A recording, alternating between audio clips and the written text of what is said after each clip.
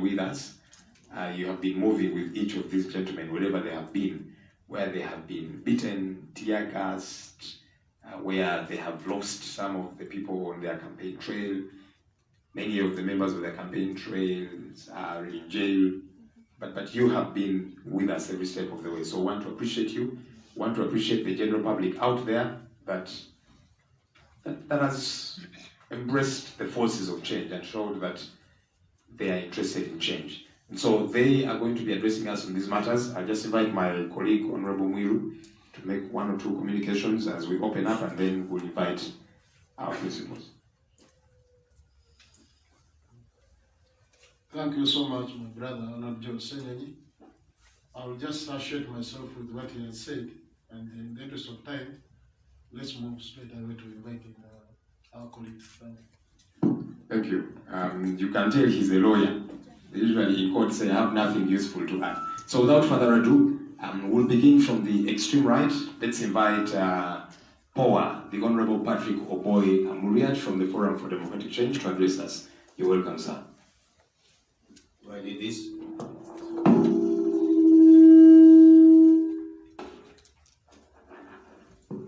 Thank you very much, members. My colleague,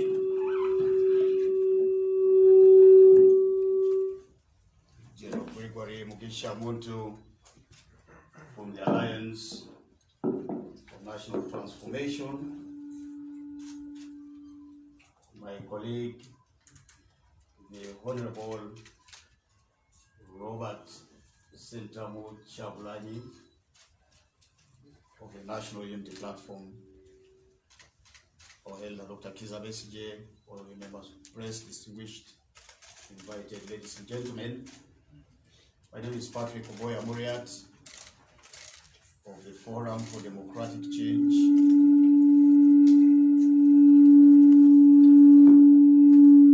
Before I make substantive remarks, I would like to say that the Forum for Democratic Change is very much in the presidential contest, and speculations of myself allying with General Tumukunde are just mere speculations, and I think should not be taken seriously. We have been on the campaign trail for over 60 days now. We will actually be making 65 days campaigning. And so today, when we come to the close of this particular exercise, much of the attention wants to be given to the actual voting day. There is no need to emphasize the kind of torture that all the candidates have endured during the campaign trail on account of the militarization of politics in this country that has been building up over time. It didn't start yesterday in this election. It's been there ever since Mr. Museveni organized an election. And so this should not come as a surprise, but also we need to get interested in the fact that the scale of militarization has just increased this time. There's been a recruitment of makeshift force under the police force. There has been infiltration of the police force by all sorts of security organizations intended to cause fear, not only to the candidates, but also to the entire population. Needless to say that there's been wanton killings that we've experienced around Kampala and the other parts of the country. Many of our comrades in the struggle continue to languish in prisons. But the message that Mr. Museveni wants to pass across to Ugandans is that there may not. And I think this is something that should be the gist of our address to the media this morning. Fellow Ugandans, I would like to speak to you at this point. Casting a vote to elect your leaders is your democratic right. Turning up to a polling station is your democratic duty. And so my call this morning to all fellow Ugandans of voting age and registered to do so is for them to turn up in their numbers like never before as a way to disapprove the dictator and to ensure that we have a new political order in this country.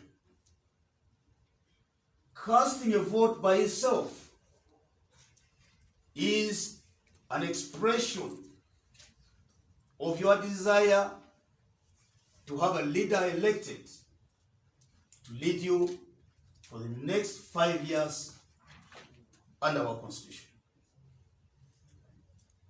I would like to say to our electorate that without determining the kind of leader that you want to lead you in the next 5 years, you would have failed in your democratic duty. Secondly, casting a vote by itself alone is not a panacea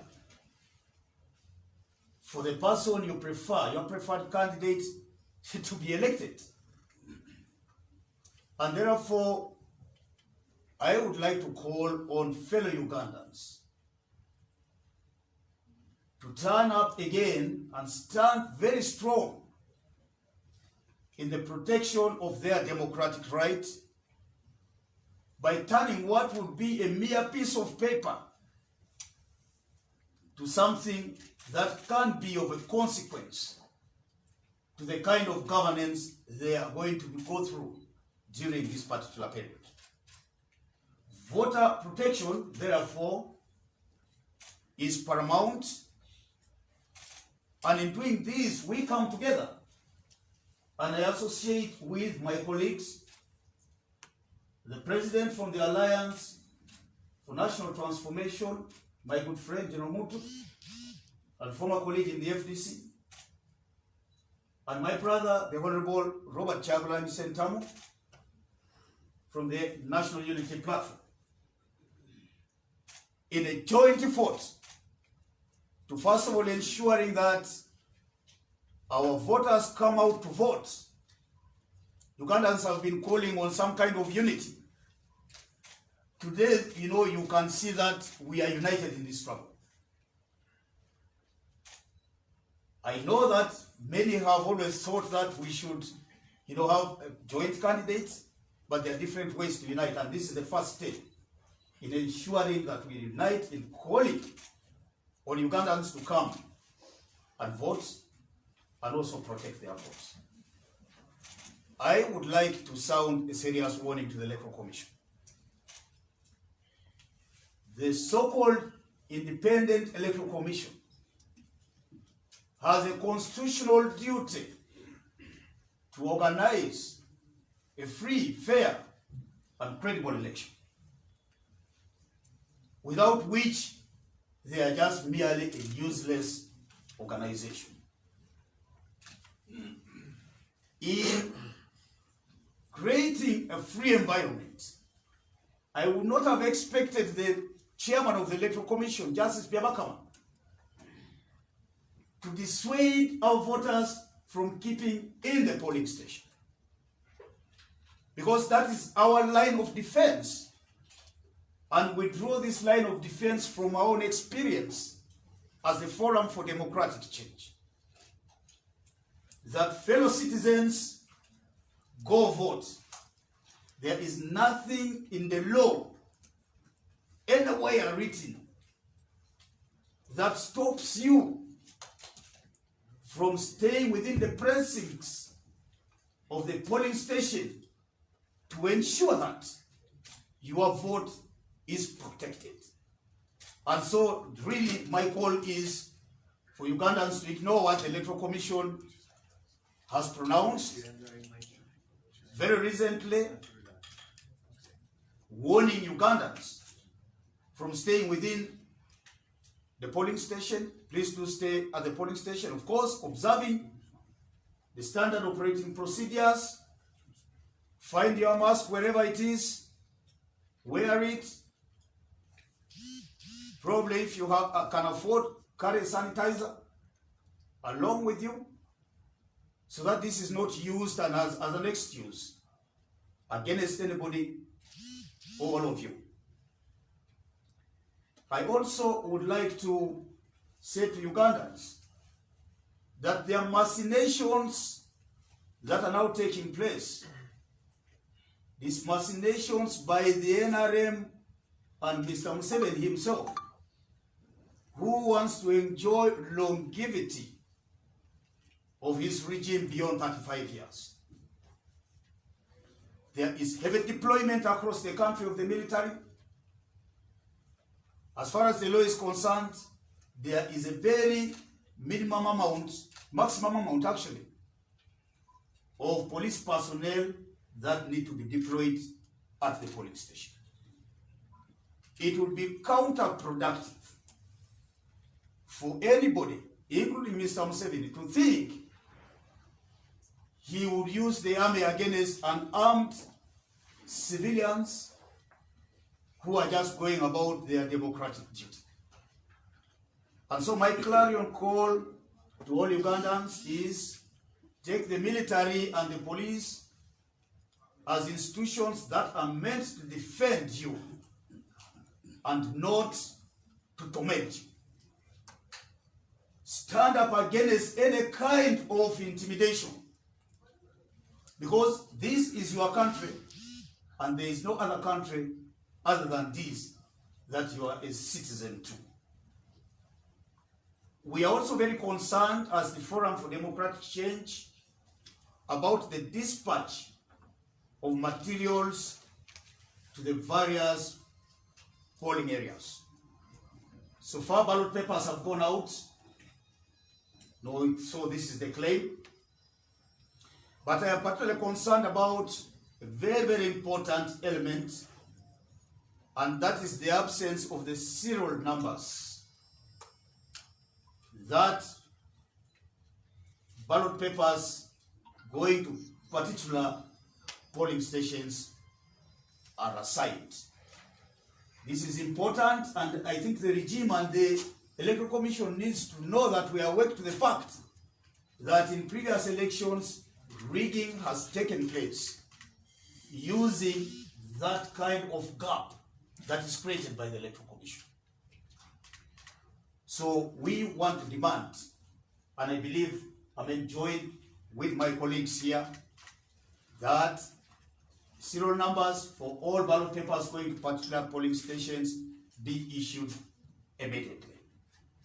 Finally, from my part, is that our victory, wherever it is going to go, between the three of us, has to be secured. And this is going to guarantee that the victories that we've registered in the past, from the time of our inception as a party, those victories are reclaimed. So, fellow citizens, do not just lie low as Mr. Museveni and his apparatus that have mastered the art of rigging take away your victory and your desire to have change coming to this country. As I conclude, I want to address Mr. Museveni to think about this nation more than his own individual selfish interest. Many times we've seen selfishness exhibited, even in the campaign, where our hands have been held behind, and yet Mr. Museveni moves freely wherever he wants to go. many of our people, including candidates, have been incarcerated, tear gassed, gone through harsh treatment, while Museveni has a free ride in every part of the country that he's campaigning. Think about the nation of Uganda more than your own personal selfish interest. If this election is not run well, the whole process is going to be a recipe for a chaotic Uganda. At the moment, Ugandans have been pushed very, very close to the wall. And I think their only defense is to use their democratic rights under Article 3 of the Constitution to stand up against those who choose to violate the Constitution, who choose to abrogate it, who choose to alter it or rewrite it. And this Article 3 is a command to every citizen of this country.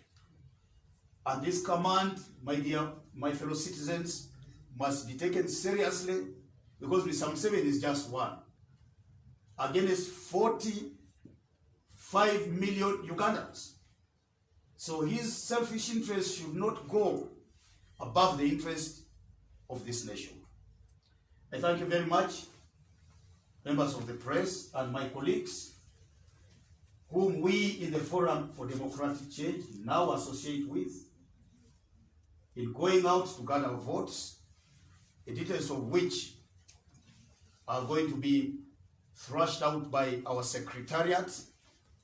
But this, my presence today here, confirms the fact that we are going to cooperate in those key areas of electoral, of calling on voters to come out, protection of our votes, associating with the nitty-gritty that goes on in the polling stations, voicing out in communality what we intend our people to do, and there will be further communication to this effect. Thank you very much. God bless you. And I say this for God and my country, one Uganda, one people.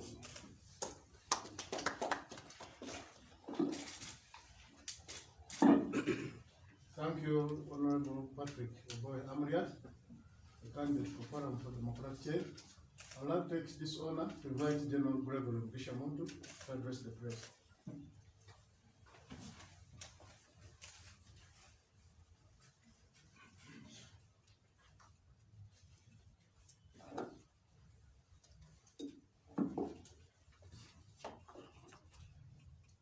Colleagues,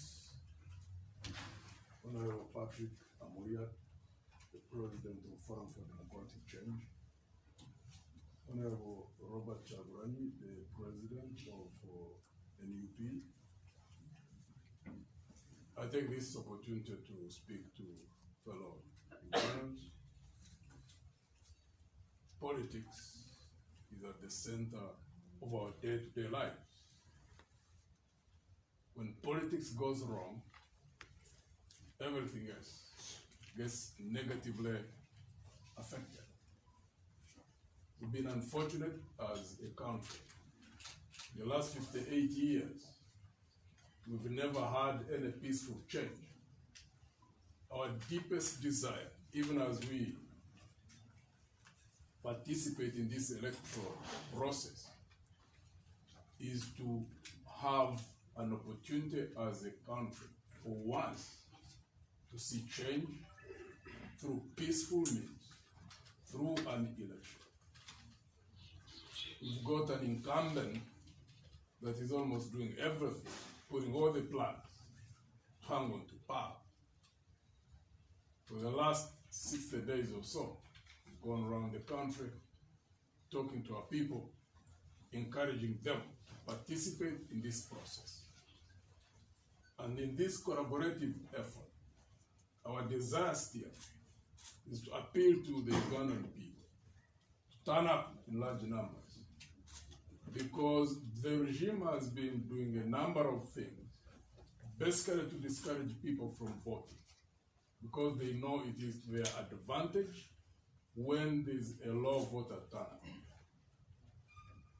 We as the forces of change recognize that the higher the numbers, the Ugandan people who come out and vote, the higher the possibility of putting off peaceful change for the first time through an electoral process. We recognize the problems that are within the environment in which we operate. At the time, any incumbent who desires to hang on to power, they always use force, as they've done. They've manipulated the electoral process. The Electoral Commission has noticed the pressures which are exerted onto it, the use of money and all other things that they are doing. So first, whatever you see as the Ugandan people, let not all the problems that you notice discourage you from going into that polling station and voting for change. That's the purpose that we believe us coming together, that can communicate to you, the Ugandan people, that it is our responsibility to do everything humanly possible to pull off peaceful change through an electoral process. Two, we are arranging to have a meeting with the Electoral Commission to impress it upon them that the number of pronouncements that they are making which are outside the law need to be rectified. One, for them to say that people should not appear on polling stations with cameras or phones. We need to have a transparent election. And for us as candidates, for us to be able to gather evidence in areas where at times our agents may be pulled off the polling stations, we need to capture those moments. It's good for us, it's good even for the Electoral Commission. Two, the pronouncement that people should not stay on the polling station. That's outside the law. The law talks about staying 100 meters away from the polling station. The only thing they need to do in that regard is to encourage people to social distance and to have masks. But for people staying on polling stations is within the law. We're also working together. We're going to communicate to our different agents and leaders at the different levels to collaborate in vote protection. The mechanisms of which will be worked out by our technical people. Thursday is critical. We believe there can be change through an electoral process. It takes two to tango. We notice there is panic and the state of paranoia within the regime. The situation is more complicated now than ever before. Hoping that they can recognize that we are 45 million people, a country that has got a population that is growing very fast. 25 years, we're going to hit 100 million. One hopes that sense can sink into the minds of those who intend to hang on to power, that there is a future. But only if they remain responsible and do not continue being reckless as they have so far been, it will be good for all of us. For us in the opposition, for them who are in power, even when they lose power, that won't be the end of the world. We need this country to remain together. We will play our part. We call upon those who are in government to play their part too. And we ask the Ugandan people to stand firm. It is our country. We're trying to shape our future. The individuals who are reckless, who are driven by greed, they should not hang on to them. We therefore need to stand together to ensure that we shape a better future for our country. Lastly, one of the issues brought up by my colleague, Honorable Patrick Bobi, we have received files, part of which there needed to be within the parking list that specifies serial numbers the serial numbers specific to the polling stations where the ballots go. We have not received that yet. In the meeting that we seek to have with the Electoral Commission, we hope by that time they will have rectified that anomaly. It is something that we intend to keep pushing. Otherwise, the Electoral Commission will simply be participating in the schemes which are ongoing, quite a number of them. We won't be giving details on the number of things that we know the regime intends to take. We would like to urge the Electoral Commission, the chairperson, the commissioners, be firm, be bold, which they haven't exhibited so far. But it's not too late. They stand between a peaceful situation and possible problems that none of us desires to get into. They are there in the middle. If they stand firm and are bold, the law is with them, the country will also be with them. We would like to urge the Electoral Commission, don't bow to pressure. The lives of people, 45 million people, there's a future to look at, to shape, to stabilize. Keep thinking about that until Thursday, and we hope that you'll do the right thing. May God bless you all.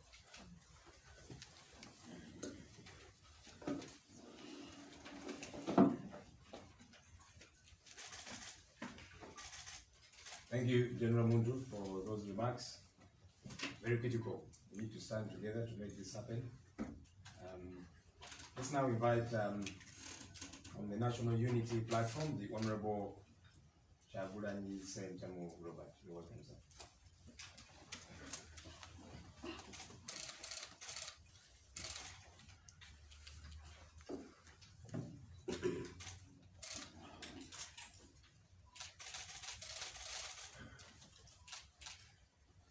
Thank you very much, Comrade Joel and Comrade Mwero. My colleagues, the Honorable Patrick Oboy Amuriat, President of the Forum for Democratic Change, General Gregory Mugisha-Muntu, President of the Alliance for National Transformation, our elder, Dr. Kiza Besigye. Ladies and gentlemen, I salute you this morning. I want to associate myself with the communications of my colleagues, the Honorable Amuriat and General Muntu, and to further mention that we cannot take so much time overemphasizing on the impunity and lawlessness that we have had to stand the last 2 months. As you all know, ladies and gentlemen, standing against General Museveni is a more dangerous crime than any crime we know here in Uganda. As we stand here today, abductions are ongoing, killings are ongoing, and arrests are ongoing. Just my entire team was arrested in Kalangala. Only 46 were released. More than 100 continue to languish in prisons. Many arrests are ongoing. Last night, there were raids on more of my team members and some of the leaders of the National Unity Platform. Mr. Rule David Wanika, also known as Selector Devi, was raided by the military. His doors broken and he was taken away. Nobody knows where he is. Last night, one of our team members, my driver sometimes and works mainly as a mechanic, one Katerega, was shot by the military and he passed away this morning. And again this morning, my house was raided. 2 of my gardeners were taken away and my security guard was beaten very, very badly. That is what we have to deal with, ladies and gentlemen. But while this is ongoing, the Electoral Commission is silent. We have reported numerous times to the Electoral Commission. We've informed them that even the polling agents that we sent out there, even the coordinators, that have been identifying and recruiting polling agents are being rounded up and arrested and charged with recruiting rebels. That is the election under General Museveni. The Electoral Commission has been conspicuously silent and continues to be silent even when we raise these complaints, both physically and in writing.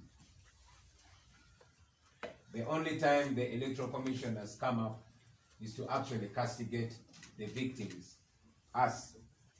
The Electoral Commission recently continued to expose its bias by stopping me from further campaign.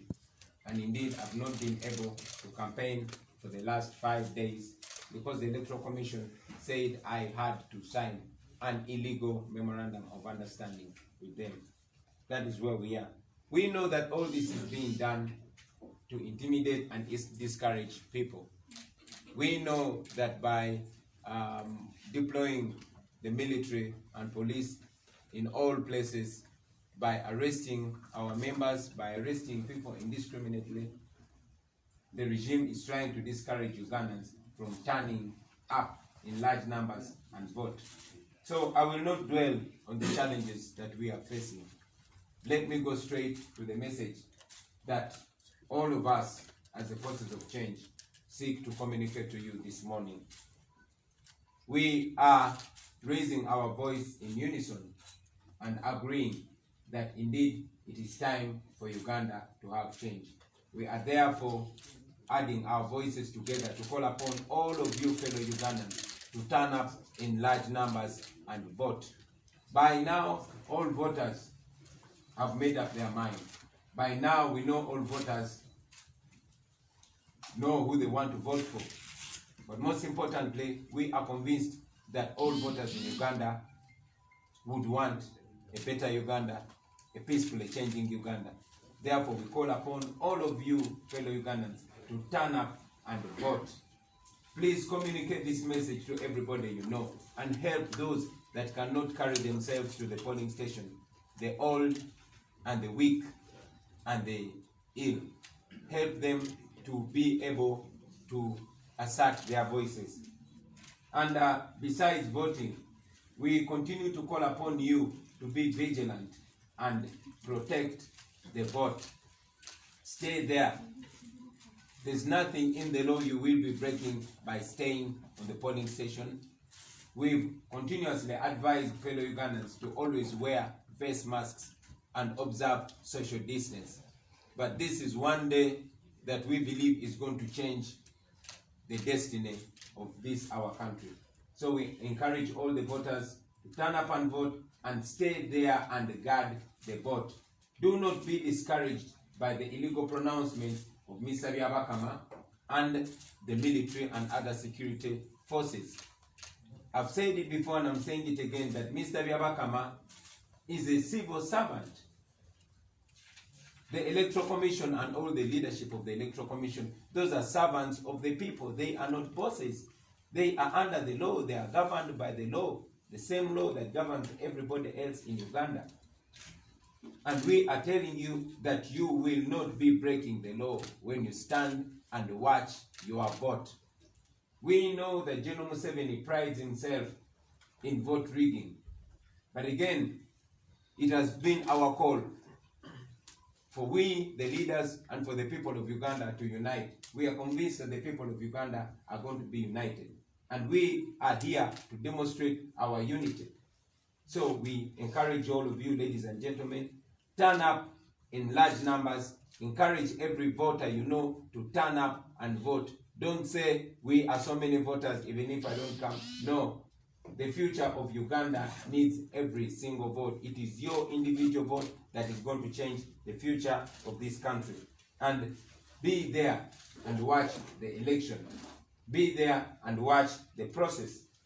We have also been encouraging you, and we will continue to encourage you, ladies and gentlemen, to use your phones, to use your cameras. We had Mr. Byabakama discouraging people from using phones. We are glad that he, capitulated. We are glad that the Electoral Commission came up with a statement and making it clear that it is okay for people to use their phones. It was indeed okay then, just like it is okay now. So please use your phones. Your phone is a very powerful weapon. That camera that you have on your phone, please use it.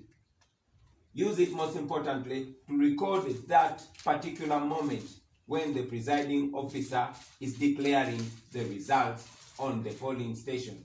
We need every kind of evidence. Now, ladies and gentlemen, I also want to take this opportunity to encourage those that have gotten the application that the National Unity Platform revealed recently, the U-Vote application.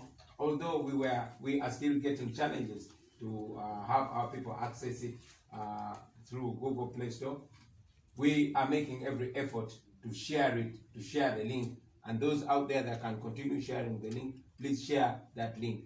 There's a section where only the certified, the official agents can send in the declaration forms and the results, and there's also a section for the general public. And I also want to remind you that by law, the Electoral Commission is required to pin a copy of the declaration of result form on every polling station. So fellow Ugandans, it is our national responsibility. It's a responsibility of every citizen of Uganda. Not just we the leaders, not just the political party leaders, not just the presidential candidates and all other candidates. It's a responsibility of all of us. We've been calling upon you to take this upon yourselves. Let us do this as a nation. We are united as the forces of change in calling upon you to turn up and vote, in guarding and protecting the vote, but we continue to appeal to fellow Ugandans to do the same, ladies and gentlemen. Finally, I want to send a message to the Electoral Commission, Mr. Ryabakama and the team. You have studied our history. You know what a bad election has done to this country. So we call upon you to reflect on what you are doing. We call upon you to remember that the lives of 45 million people are in your hands, are on your shoulders. So it is important that you respect the voices of the people of Uganda. If you mismanage this election, it will be upon you forever. So kindly remember that and be warned that the people of Uganda are not going to accept any illegality any further. The people of Uganda are not going to accept any alteration of their voice. To the men and women in uniform, the police officers, the soldiers, and all other security agencies, the majority of you are young people, and you have a very long future ahead of you. I call upon you to study how dictators have used young men and women in uniform, and how they have fallen, leaving these young men and women to answer individually. You have been and you continue to be used to abuse the rights of the people of Uganda with impunity. But I want you to remember that according to the human rights law, you will individually be answerable for all the human rights abuses. And again, I call upon you, brothers and sisters, don't be used to mess up your country. Don't be used to murder your own people. You cannot finish Ugandans. But again, you will not be proud of yourself. I thank you. And finally, to the people of Uganda, please stand up and vote. We can only offer leadership, but you are the true masters. We, the leaders, are servants. You are the true masters. Take your destiny in your hand. Turn up on Thursday, just a few hours from now, and cast your vote. It is going to be a revolutionary election let this be a protest vote. General Museveni prides himself in violence. He has always been pushing us to the violent line so that he can respond to us with violence. We are non-violent and we continue to advocate and preach non-violence, but be assertive. Turn up and vote. Make this be a protest vote. I thank you, and I don't know if I have to speak this in Uganda. I was about to ask Honorable Amoria to translate for me. Mwebale nnyo basebo ne banyabo. Njagala okussa ekitiibwa mu Honorable Amoriat, Honorable General Muntu, Dr. Besigye ne bakulembeze bannange. Mu ddakiika ntono nnyo kanfunze bino mu Luganda tusobole okuvaawo wano. Okugoberera nga muze mulaba obumenyi bw'amateeka n'effujjo erikolebwa nga likolebwa ku biragiro bya President Museveni ne gavumenti ye, okutta abantu, okuwamba abantu, okusiba abantu, balumba abantu baffe ne babakwata. Ekiro ekyakeeseza olwaleero balumbye mu kulembeze munnaffe Lule David Wanika gwe mmanyi nga Selector David, ne bamenya ennyumba ye ne bamutwala ab'amagye tetumanyi gyali. Amakya ga leero balumbye amaka gange ne batwala abakozi bange babiri ne omusirikale wange akume waka ne bamukuba bubi nnyo tebatubulidde ensonga. Olunaku lwajjo amagye galumbye abamu ku baana betukola nabo, omulenzi abadde nga avuga emu ku motoka zaffe era amakanika waffe ne bamukuba amasasi gwe bayita akaterega era omuyakya ga leero afudde. Bino byonna bibaddeyo nga akakiiko k'ebyokulonda tekalina kyekogera wabula okwegatta kwabo abamenyi b'amateeka era nga bwe mumanyi nange kannemesa okukola kampeyini ne guno gwaka. Bino tumanyi tubadde babikola kumalamu bantu b'amaanyi na balemesa kugenda kulonda. Obubaka bwe twagala obbawa mu bufunze kwe kubasaba mwenna bannayuganda muveeyo mu bungi mulonde. Tubasaba muveeyo mulonde kati yemwe ansa. Tusobodde okukola kye tusobodde okukola, naye ffe ng'abakulembeze tuli baweereza bammwe, yemwe babboosi. Guno omulundi tubasaba muveeyo mu bungi basebo ne bannyabo mulonde. Ensonga ey'okubiri, bwe mumala okulonda musigalewo mukume akalulu kammwe. Mujje nga mwambadde face mask. Bwe mumala okulonda mukumewo, mutekewo amabanga, mukume social distance. Tekirina tteeka, temulina tteeka limujja kuba nga mumenye okukuuma akalulu kammwe. Tubasaba mukozese kamera zammwe, mukozese essimu zammwe. Tumanyi nti gavumenti ya Mwami Museveni eteekateeka kujjako intaneti, kujjako netiwaka n'ebirala. Naye tubasaba mukozese amasimu gammwe, mukozese kamera zammwe. Naddala awo we balangira ebivudde mu kulonda, mufirimingewo nnyo, tujja kwetaaga evidence eyo era tujja kubategeeza enamba ko mujja okusindika obwo bu video nga balangirira ebivudde mu kulonda.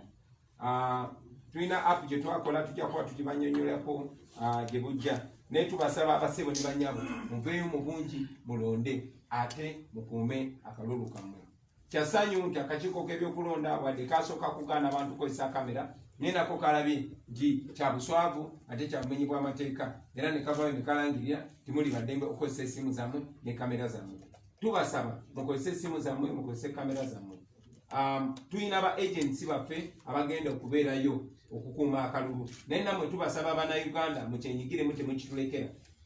Amateeka gagamba nti akakiiko k'ebyokulonda kalina okuteekawo declaration form oba foomu eraga ebivudde mu kulonda ku buli polling station. Tubasaba eyo foomu mugitunuulire, mugikube ebifaananyi era mubisindike ku eyo app gye bayita YouVote, tusobole okuba nga tukuŋŋaanya mu buli kitundu ebivudde mu kulonda. Ngamaliriza njagala okusindika obubaka eri akakiiko k'ebyokulonda eri mwambi abakama ne bakola nabo. Mumanyi okubba obululu gye kwatuusaako ensi yaffe emyaka gy'ekinaana. N'olw'ensonga eyo tukutuusaako okulabula ssebo n'akakiiko konna nti obulamu bw'Abannayuganda milioni 45 musasi. Obulamu bw'Abannayuganda milioni 45 buli ku bibegabega byo.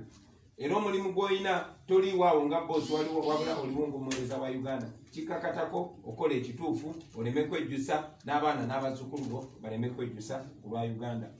Maliriza nga nsindika obubaka eri baganda baffe mwenna abali mu bitongole ebikuumaddembe, amagye ne poliisi. Kibakakatako okujjukira nti bano bannakyemalira bo bakozesa abasirikale ate abavubuka abato naye bwe baba bagenda baliko abo abavubuka abato abali mu magye ne poliisi nga balina okuddamu olw'ebikolobero bye bakoze ku bannayuganda oba ku bantu b'ensi ezo. So mbalabula nammwe nti mulina obulamu obw'omumaaso buwanvu nnyo, tubasaba mu bukozese muwe bannayuganda n'eddembe lyabwe ekitiibwa musobole okweyagalira mulimu gwammwe. Mwebale nnyo basebo ne bannyabo okutuwuliriza ku lwa Katonda n'ensi yange. Thank you so much. Thank you so much, Honorable Robert Chagulanyi. We have our elder here and one of the devotional leaders, Dr. Besigye. We invite him to make a statement. Dr. Besigye, you are welcome.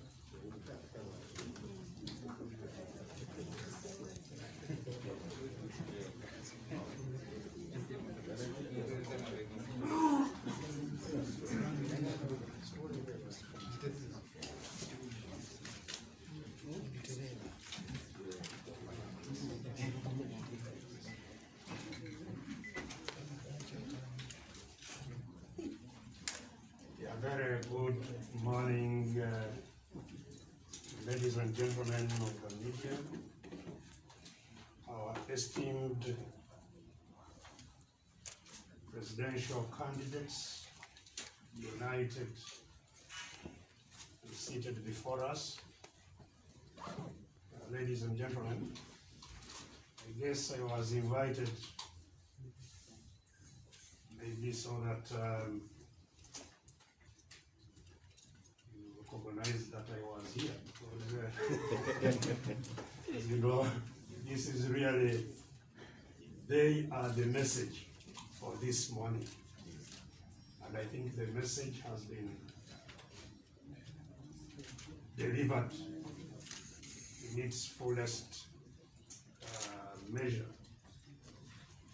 Let me use the opportunity given to me, first of all, to really congratulate these brave gentlemen that have over the last 60 days done everything humanly possible to reach out to all the people of our country. First of all, the campaign time was incredibly short. Uganda is divided into 146 districts. Those are the local governments. So they had 60 days to traverse 146 local governments. 351, I think, electoral constituencies in 60 days. Funny enough, those who are campaigning in one parish to become councillors of a parish have about 6 months to campaign. Those to campaign in over 60,000 parishes have only 60 days.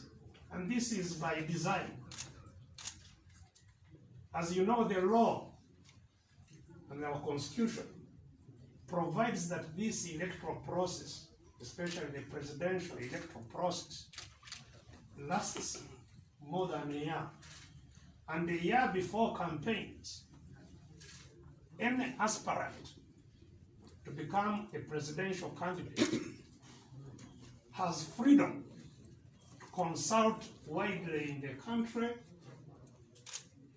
so that that candidate can make up his or her mind as to whether to become a candidate, and indeed, if one decides to become a candidate, to be fully seized of the situation in the country that he or she wants to offer leadership for. And indeed, to be able to construct the relevant policies on which to campaign. None of these gentlemen had that opportunity. And this was not about COVID. This was well before COVID came. That right that they have to consult within the country about their candidature was never allowed. They indeed sought the electoral commission's intervention to make sure that they consult. The Electoral Commission said, yes, you go and consult, but they never left their homes. Especially the Honorable Kyagulanyi tried, I think on a number of occasions, totally unsuccessful. It would end up in pain. And all of them are becoming candidates for the first time, which would make it absolutely necessary for that consultation to have taken place. It wasn't. And so I really want to congratulate them that in spite of the untold obstacles and believable obstacles that have been erected along their paths of expressing their readiness to offer leadership, they have weathered all those storms up to the end of this campaign. The terror that has been meted out on these candidates is frankly unprecedented. I have been a candidate 4 times. And, well, I have seen many moments of deja vu, you know, where I have been before. But there were also moments that I hadn't experienced in the previous election. So the violence, terror, it seems to be scaled up every coming election. And that is, I believe, not surprising, because the lower the support of the regime goes, the more they repress it, with repression and violence.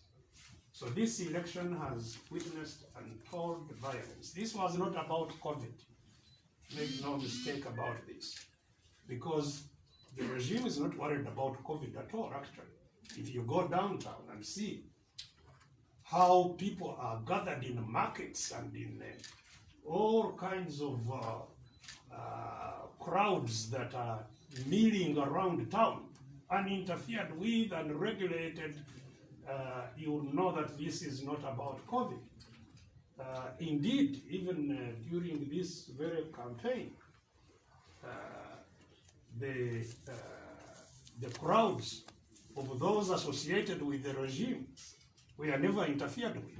It was only an attempt to stopping these gentlemen to get and the other candidates who are not here, to get to the voters and to pass on their message. So really, I congratulate all of you upon this, heroic exercise that you are emerging through. We've seen in this particular election a presidential candidate having to campaign, putting on a flak jacket, and helmets. If Mr. Museveni stays in office by the next election, one of the prerequisites to be a presidential candidate will be to certainly procure some kind of an armored trucks from which you can pull out your head in a bulletproof helmet to be able to say anything. It gets worse and worse by the day. So really, I congratulate all of you, and I wouldn't like to certainly water down the message that has already been effectively delivered about the need for this togetherness. The need for this togetherness to fight for people's will to be respected. That is what this is about. And don't forget, Ugandans, that Mr. Museveni must win 50% of the vote plus 1 to be declared a winner. In other words, more than half of all valid votes cast must be in the name of Mr. Museveni for him to be declared a winner. So it doesn't matter whom you vote for. provided you guard the vote so that Mr. Museveni does not have 50% of voters casting a vote in his favor. He will be out of office. And if he wants to stick, that is also what our togetherness is here for, to make sure that any unconstitutional extension of his mandate is stopped. We must do everything within our power to stop any unconstitutional extension of his office. So some people sometimes tend to get discouraged when they see the forces of change not presenting one person, but that is not the most critical thing, because it is the other one who must win 50%. And so regardless of this, and that's the wonderful thing about togetherness, because if Mr. Museveni failed to win 50%, it means immediately all these would rally behind whoever has the highest vote and into a second round of voting. So everybody should really cast their vote, protect it to the extent possible. And I told you that part of what has concerned me in this campaign is on that side of how we can protect these things and see that our constitution is respected. So thank you very much. Niliombwa labda ni jaribu kueleza kwa ufupi ujumbe wa leo. Kwanza, sina utaalamu wa kutosha kuzungumza Kiswahili. Hapa nchini kwetu Uganda hakuna mtu yeyote ambaye anafundishwa kuongea Kiswahili. Tunajifundisha sisi wenyewe.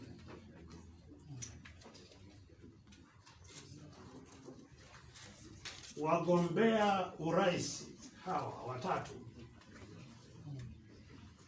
mmoja ni mgombea wa urais kutoka chama cha Forum for Democratic Change FDC, Mheshimiwa Patrick Oboy Amuriat.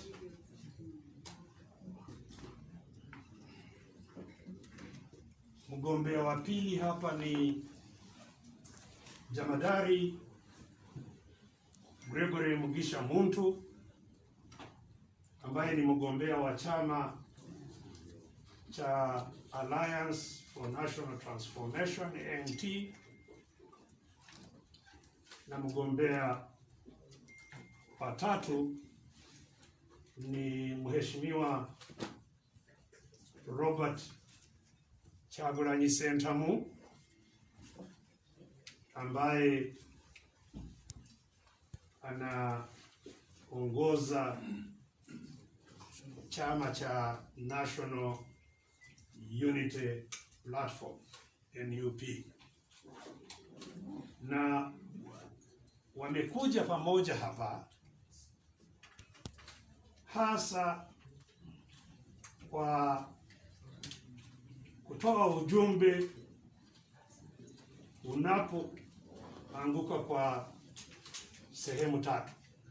Sehemu ya kwanza ni kuonyesha umoja wao, kwamba wamekubaliana, ati ingawa wote ni wagombea, wamekubaliana kushikana mkononi na kuona kwamba kwanza wanatoa mwito kwa wananchi wote wawe tayari kupiga kura na kutoka nyumbani siku ya 14 mwezi huu, na ndiyo siku ya Alhamisi wiki hii, Thursday, kwamba kila mmoja awajibika, aonyeshe uwajibu wake kuona kwamba anaenda kupiga kura. Hiyo ndiyo muhimu sana wa kwanza. Huwezi kusema unataka mabadiliko bila kujitolea kuonyesha kwamba unataka mabadiliko. Kwa hivyo basi, kila mmoja ambaye hasa anataka mabadiliko nchini mwetu hapa awajibike kuona kwamba siku ya Alhamisi anaenda mahali anapigia kura na kupiga kura yake. Na tunajua vile wametangaza kwa urefu hatua zinazochukuliwa na serikali kutesha watu na kuona kwamba watu hawaende kuhudhuria. Mwito wa candidates wetu ni kwamba hayo ni majaribio ya kuona kwamba msipoende kupiga kura wanapata ushindi. Kwa hivyo hakikisha kwamba kila moja unaenda kupiga kura yake. Ujumbe wa pili ni kwamba vile kutokana na historia yetu kura zinaibwa. Watu wamekuwa wanapiga kura wakati wa uchaguzi wote, watu wanapiga kura, lakini kura zao hazifaidiki. Na tofauti na uchaguzi wa nyuma, tunataka kila mmoja aweke bidii iwezekanavyo kuona kwamba hakuna mwenye ataiba kura hii.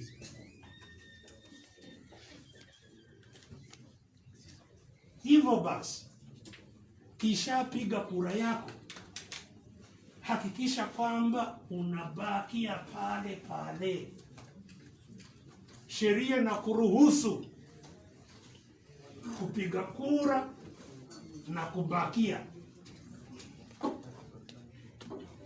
Tume la uchaguzi la hakimu ya mahakama limekuwa linatoa tangazo ambazo ziko kinyume cha sheria kwamba huruhusiwe kubaki kwa kituo cha kupiga kura. Hiyo ni kinyume cha sheria kabisa. Sheria inaruhusu mpiga kura yeyote kupiga kura na kubakia pale pale. Ila tu hakikisha kwamba unafanya matakio ya afya. Na matakio ya afya ni mawili makubwa. Kwanza, weka maski yako. Ukienda kwa kupiga kura, hakikisha unavaa maski yako, enda naye. Pili, peana nafasi hasa isiyo chini ya mita 2. Peana nafasi. Hizo ndizo matakwa ya afya. Kishatimiza matakwa hayo, unakubalika kukaa kwa kituo cha piga kura. So, piga kura, hakikisha hakuna mtu ananyang'anya kura yetu. Vote, protect your vote. Ndiyo message hasa muhimu sana iliyotoka kwa candidates hawa watatu. Na wamefanya mpango maalum wa kuona kwamba wanafanya pamoja shughuli zote za kuimarisha ulinzi wa kura. Wameweka kamati ya kufanya pamoja na kufanya shughuli zile zote za kuimarisha kura zetu. Kwa hivyo kila mwananchi vile afanye anavyotakiwa. Asante sana. Uganda. Uganda was already Okay. Asante sana Baba Mheshimiwa Daktari Besigye. Okay, I don't know if there's any questions. We can take 2 or so questions.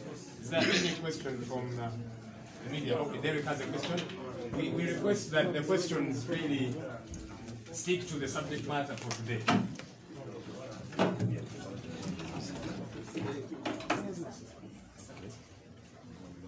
Yes, Derek. One question. We've had opposition candidates make mention during their campaigns saying that they are aware that the vote has already been rigged. And here you are calling upon Ugandans to come in large numbers to protect the vote, but also vote. My question is, what's the plan after the vote in case it doesn't come your way?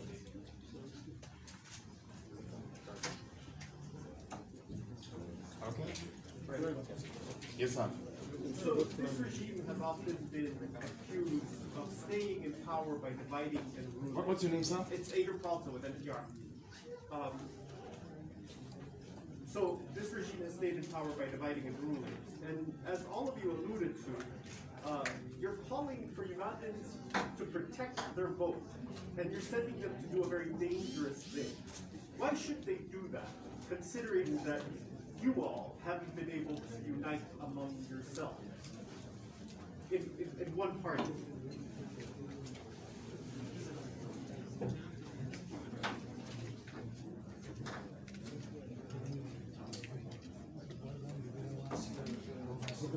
Okay. Is there any other? We deal with these two. Okay. The first one, I can say 1 or 2 things. Since it's of a technical nature, then I'll leave the harder political ones to. Yeah. Honorable Muriat, thank you. Honorable Muriat has to run because he's going to finish with the campaign. I think in Eastern Uganda. Yeah. Thank you for coming, sir. We appreciate it. So the direct question about what's the plan? Yes, sir. We request for group photo. The 3 candidates is leaving now. If we can have. So you're taking over my press conference now. I'm requesting. Well, if it pleases them, why not?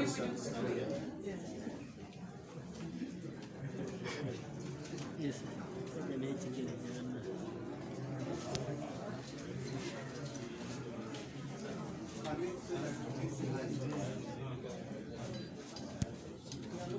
So the ones with shoes are on the sides, and then they are the ones in the middle.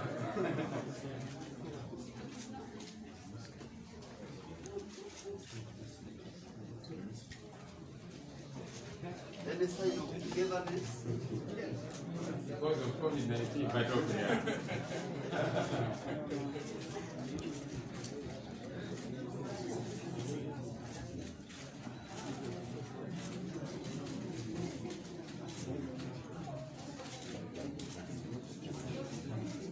Enough.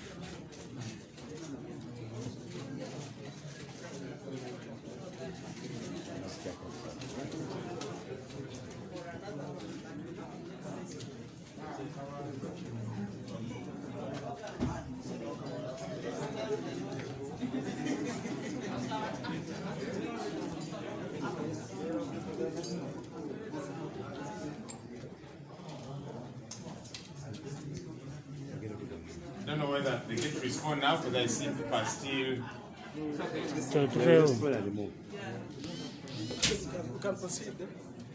Chief, can we finish the press again?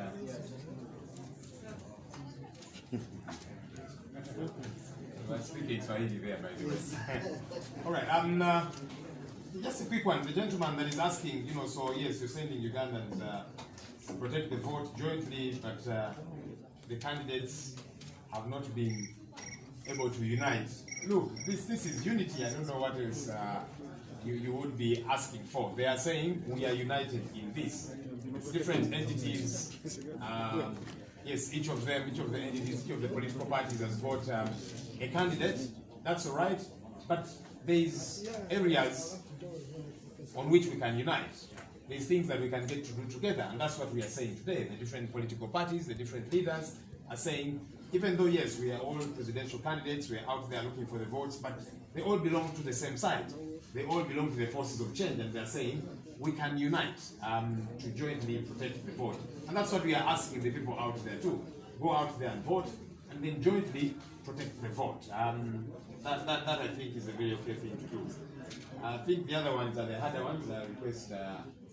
So there was a question about what's the plan if the vote goes another way. And I guess, to buttress this one that I've commented on a lot better. Thank you very much. Very briefly, we are looking at protecting our vote, and we don't want to encourage any pessimism. We've been all over the country. We've seen how people are yearning for change. There's only two sides: the side of the oppression and the side of the oppressed, the side of people that are keeping the law and decency, and the side that is supposed to be keeping the law and order, but they're the ones breaking the law and causing disorder. So we are calling upon people to turn up massively and vote. That is our focus for today. Turn up and vote. We know that if all the 18 million voters turn up and vote, it will be a game changer. And also, a brother there mentioned that we are telling people to do something very dangerous. I disagree with you. We are not sending people in harm's way. We are not telling them to go violent. We are telling them to do everything that is provided for in the law. Turn up and vote. Stay there and watch the proceedings. Record them, relay them on social media if you can. Watch your vote. We are not like General Museveni, who decided to pick up arms. No, going violent is the dangerous thing. We are non-violent, so that is not dangerous at all. What the security forces are doing, that is what's dangerous. But what we're encouraging the people to do is peaceful, and it's not dangerous at all. It's actually more dangerous for our people to be complacent and not to watch their vote. Thank you. Uganda, Honorable.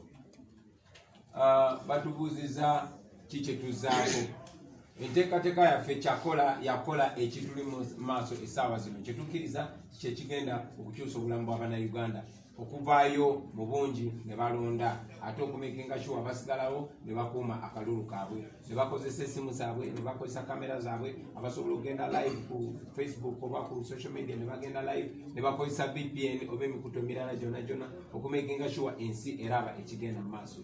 Uganda Afoma agambye nti kyabulabe ogamba abantu okuuma akalulu kaabwe sikkaanya naawe. Abantu okuuma akalulu kaabwe tebalina tteeka n'erimu lye bamenye. Tetunakungako bantu genda kasuka mayinja, tetunakungako bantu genda kwata mundu. Tuli banjawulo ku Mwai Museveni yakkiriza mu lyanyi ery'emmundu. Tukkiririza mu ddembe, tukkiririza mu mateeka.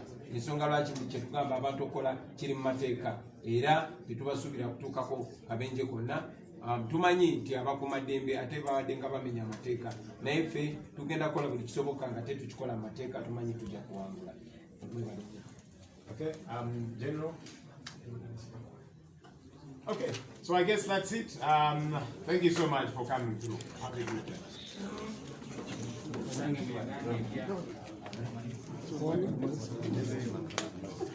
Honorable Mwiruko, wabaire inoma okuteekateeka olukiiko luno omuwuliriza wakyenda mukaaga omwoyo gwa busonga yeetaaga okutegeera bibala ki ebijja okuva mu lukiiko luno era lwaki okiraire mu genda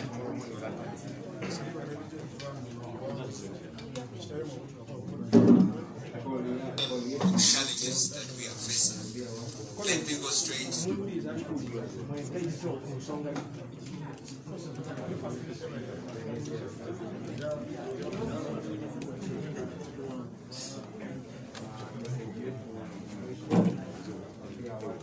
Just one.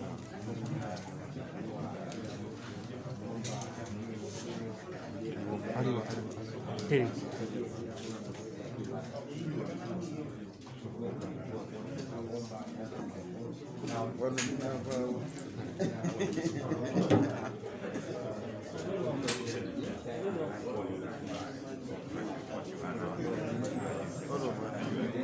So how many vehicles do you know that you're moving with? Sir, it is not.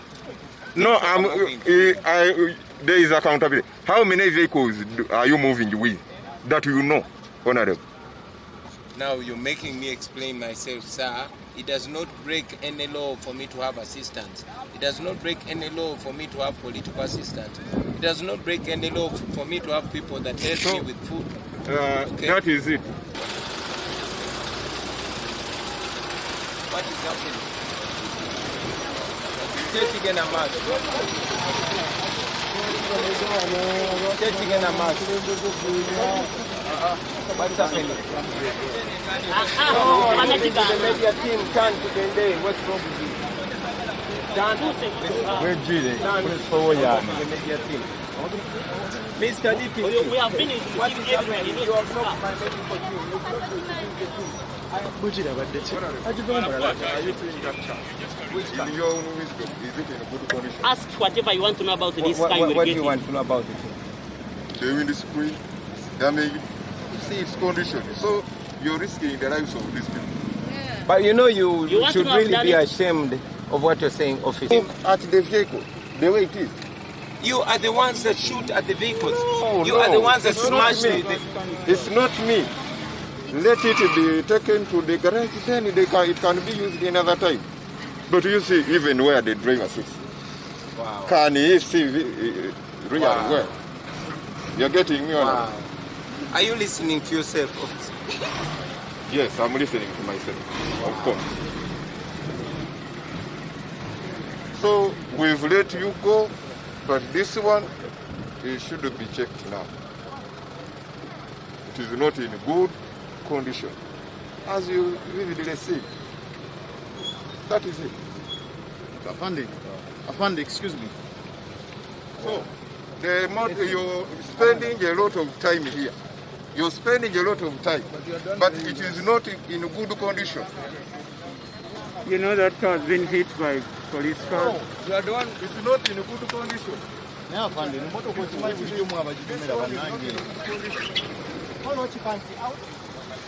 This one is not in good condition. Why wasn't it repaired? Driver, turn this way. Weka nani ndani. Police officer. Go to police officer here and Police officer to of the station. So now, No way. But they are our staff. You'll find them at the police station. Afande, leave our car. You want to take our gadgets? You want to take our gadgets?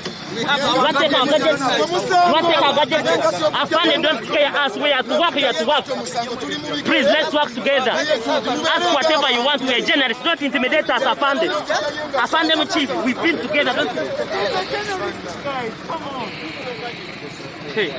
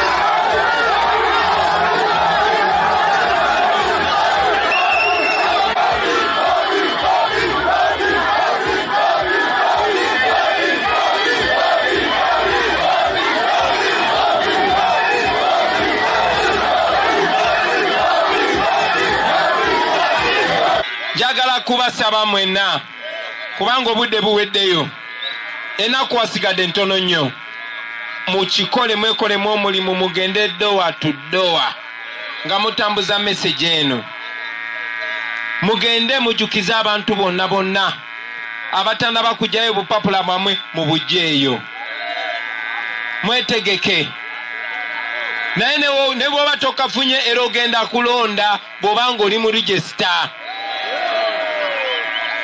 mugende mulonde mikwano gyange ekyo nkizeemu mirundi mingi kuba kaluluko ye answer togamba tuli bangize newe sironda no we need every vote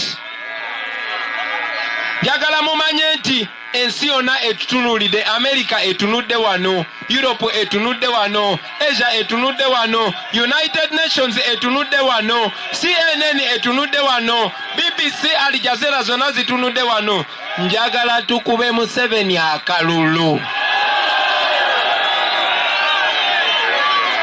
njagala tuwangule ku buli polling station njagala nkomewo wano nga sina kwambala bino nga sina kwambala bino njagala nkome nionyana kyenda nijisholoni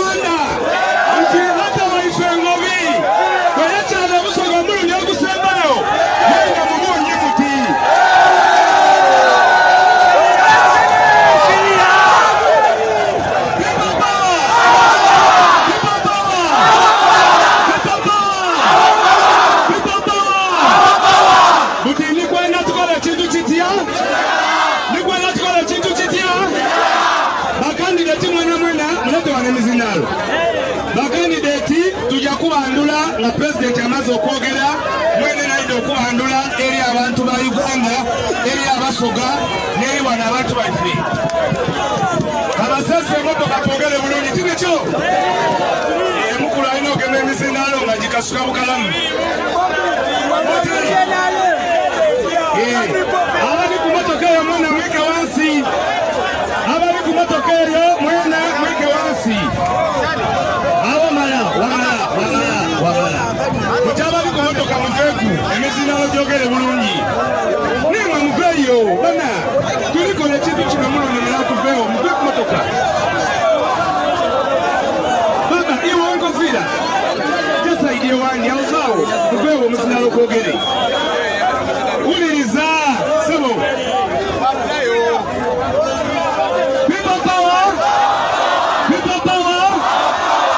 lata waife ngobyaide bulungi nti kunanda batulemesiza n'otuukayo kubanga enanda bagikola ki ife obusoga ekyenanda twakiryanga nga tuzirako twebuuzaaku nga n'omugenyi bw'akyala omuwa gwange ge yakola ki yona bagitutwalaku nekitolo kyetwali tusigalizanga iva so kiriyo tulinga abasoga omulundi guno imwe abali wano mumaze okulaga amaanyi omukulu oyo nze ntambwirira naye buli wamu abantu bamusiimaira tusigaliza kintu kitya era kubamazinga 10 tujja tutiikinga ki olagala okumutiikinga tukola tutya tituva kubalo tiki tugoberera dikiralashagiriza utuki paka ku district paka kuki era Mayengo mugoberera akalulu okuva ku polling station muwuliriza bino bikulu mugoberera akalulu ekisooka mugenda ku nchaino aba people power mujja ku boxi mumala okulonda ku ncho musigale kuki olunaku muluweeyo kwolwo tirwakukola lwakukola ki mukiteekirize ndibiki ebigambo nandyogera bingi aye nze ngire omukisa okuba ku rediyo mwikirize ntwala omukisa guno mbandulire his excellency Robert Kyagulanyi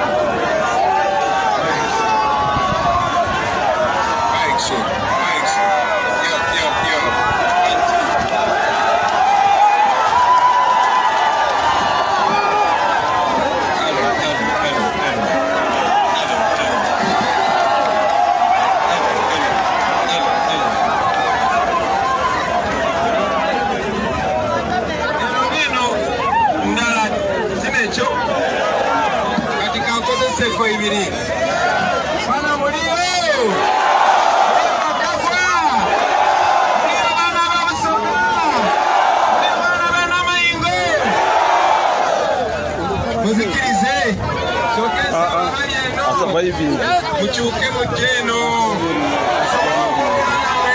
namwempulira bulungi yagenda okubasaba n'obwewombeefu abali ku motoka saba musooke mukkeko wansi mubiralo njogere nga abantu bawulira bulungi era nsaba mbasabe n'obwewombeefu n'abali kwenda emotoka ku mizindaalo bambi musooke mukkeko wansi naye abalala bonna musooke mukke wansi njagala njogere nga naabe eri bandaba bulungi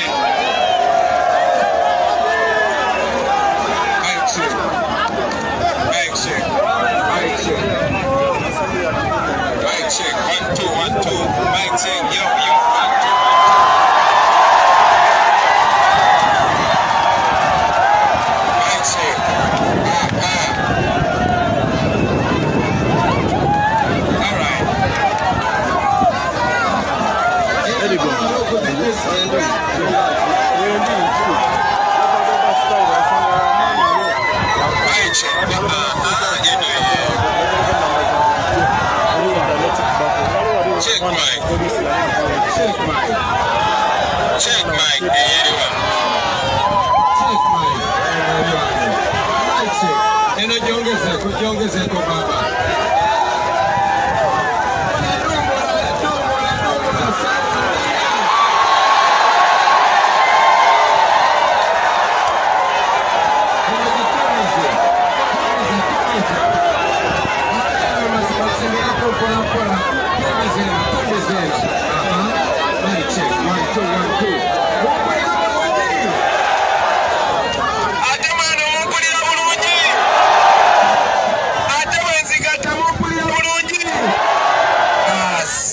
Kansabe abayimiridde wano njagala ne bali abaana babeere nga bandaba bulungi nnyo.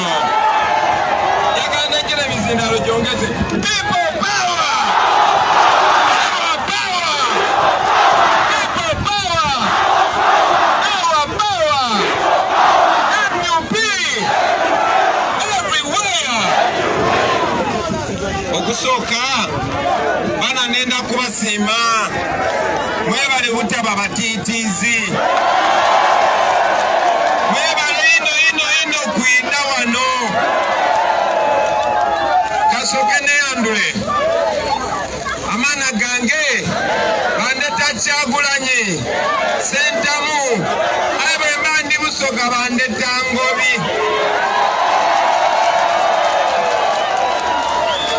Yenze Ngobi dada wa dada wange bamuziika Luwuka. Ze ndi mwana w'Obusoga ndi mugwana nfunta. So sangalira ino okubabonako bana okubona oti Busoga banenda ino ze namenda ino eyo tinsobi muna. Ekyo kyali mu pulaani. Kakati olwaleero nsanyuse nnyo okujjako wane n'amayingo. Olunaku lwaleero nzize nga nyina ennaku kubanga size wano na kyali wange Nubianiri, size wano na kyali wange Edi Mutwe, size wano na Dani Magiki. Abaana bonna size wano nabo kubanga bali mu kkomera.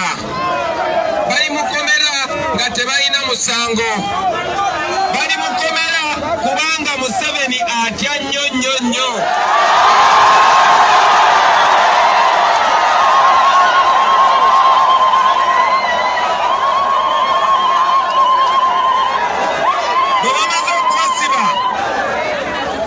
Bwe bamaze okusiba abo abaana nga tebalina musango, akakiiko k'ebyokulonda kamwami byabakama tekalina kye kayogedde kasirise.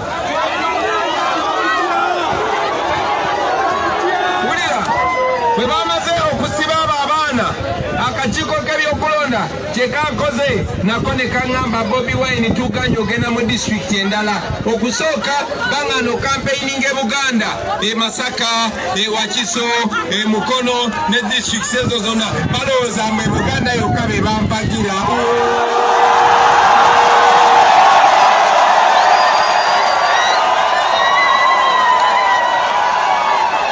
Wulira, bwe baŋŋaanye okampeyiniga e Buganda neŋŋamba ize.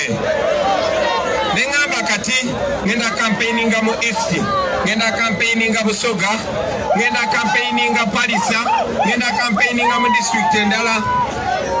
Akakiiko k'ebyokulonda kamwami byabakama ne kavayo ne kagamba bw'oba oyagala campaigninga Bukedea, bw'oba oyagala campaigninga Palisa, tulina kusooka kola ndagaano.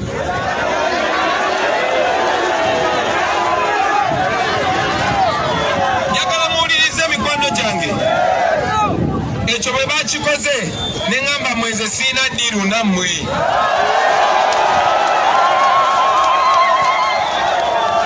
Ze ddiiru giyina ne bannayuganda. Kubanga mukimanyi nti akakiiko k'ebyokulonda nako kati tekakyaswala kakikola openire okutulemesa kalowooza kayinza okulemesa okugwa kwa Museveni. Wuliriza, olunaku lwajjo kubanga bamanyi ffe tuli bavubuka tubeera ku mutimbagano era manyi njogera wano naye ne mu Amerika bampulira.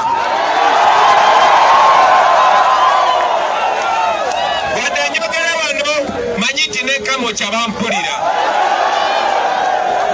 wadde njogera wano manyi nti n'ekyaddondo bampulira kati muzeeyi Bosco talina kyatugamba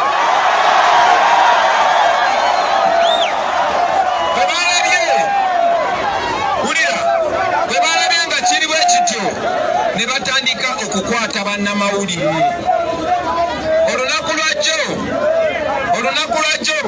bakutte bannamawulire 3 ne babakuba pepper spray ne babasiba omusango gwabwe nga babagamba lwaki mukwata ebifaananyi lwaki mubuulira eggwanga ekigenda maaso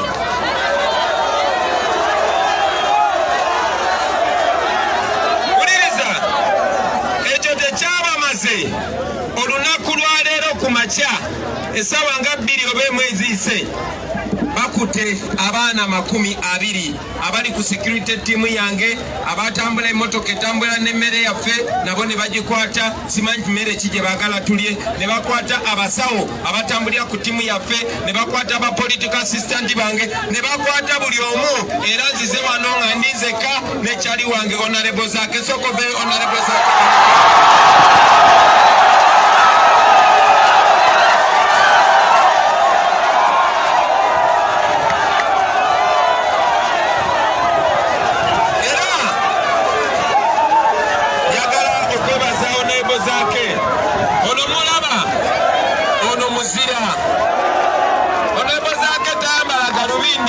kubanga ayagala amaaso ge Museveni yalagira abasajja be ne bamufiiramu ebidagala era paka nga tumaze okwambala engulo tumutwale mu ddwaliro erisinga mu nsi yonna amaaso ge gaddemu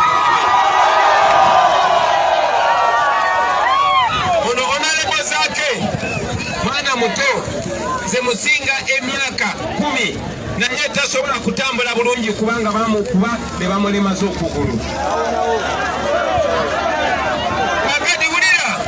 Museveni afubye okulaba nga stopinga buli muntu gw'entambula naye alowooza nti bw'akwata abantu b'entambula nabo abatulemeseza okutambula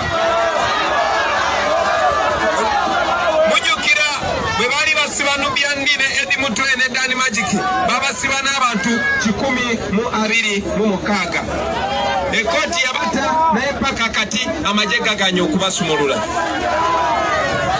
olunaku lwaleero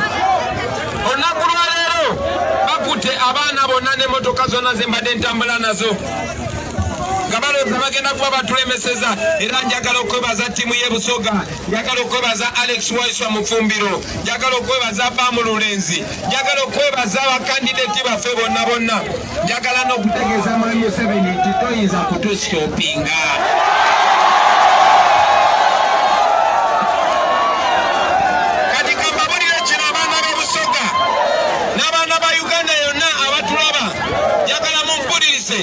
n'abali ku Facebook ne Twitter n'emikutu gyonna njagala buno obubaka mu butambuze amawulire amabi gali nti bakutte bannaffe bangi nnyo nga balowooza bagenda tulemesa amawulire amalungi gali nti amakomera gajjudde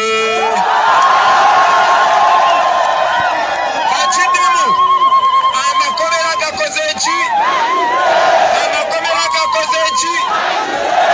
amakomera ge tulina wano mu Uganda tegasobola kusiba abantu 20,000 tetuli 45,000,000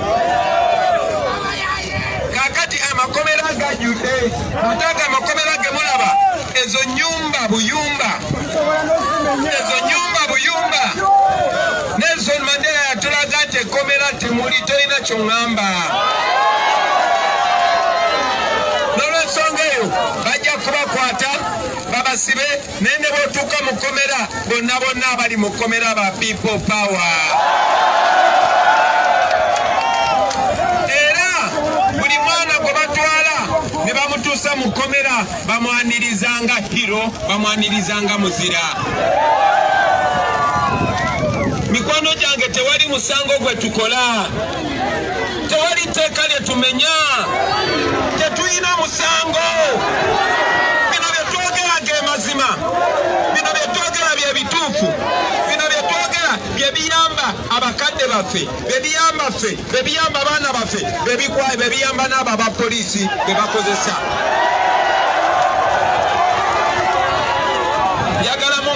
mikwano gyange tekibeerangawo Museveni takirabangako ne mu nsi yonna tekibeerangawo ekiri e Uganda olwaleero tekibeerangawo ng'akavubuka akavudde mu ghetto ke babadde balaba nga kasiika empuuta ke babadde balaba nga katambula n'akagoma kayima ku switi bakawa 15,000 kati nga ke kagenda okufuuka ka pulezidenti tekibeerangawo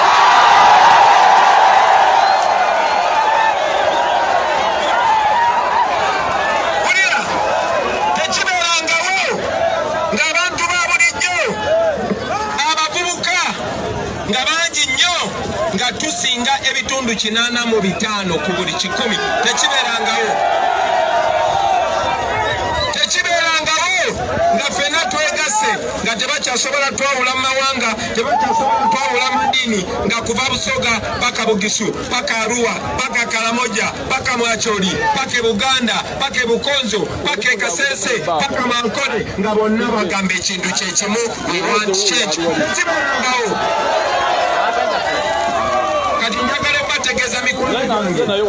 tetuli mu kuzanya tetuli mu kugezesa bino bya ddala we are removing a dictator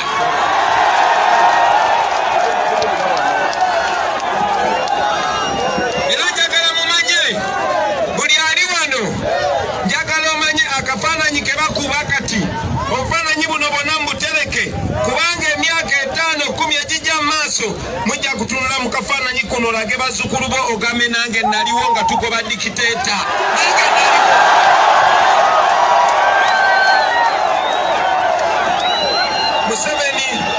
Museveni takyalina kyasobola tugamba kati takyalina kyasobola tukola kati ne bwonkwata n'onsiba ne bwonzita ne bwonfuira tiyagasi ne bwonkuba emigo kino ekyatandika tekigenda kudda amabega wallahi ya Mungu tekigenda kudda amabega kati njagala mutandika okusanyuka mutandika okwebaza Katonda nti omulembe gwaffe waliwo zi Manchester United waliwo zi Arsenal waliwo zi betting waliwo walagi waliwo endongo naye twasalawo nti twagala kukyusa Uganda era tugenda kikola mikwano gyange temulabanga nyambadde bwenti kino mukimanyi kino ki eno bullet proof kino mukimanyi mwali mulabyeko presidential candidate wano mu Uganda oba mu nsi yonna ng'akola campaign nga yambadde bino okubanga bagala mutta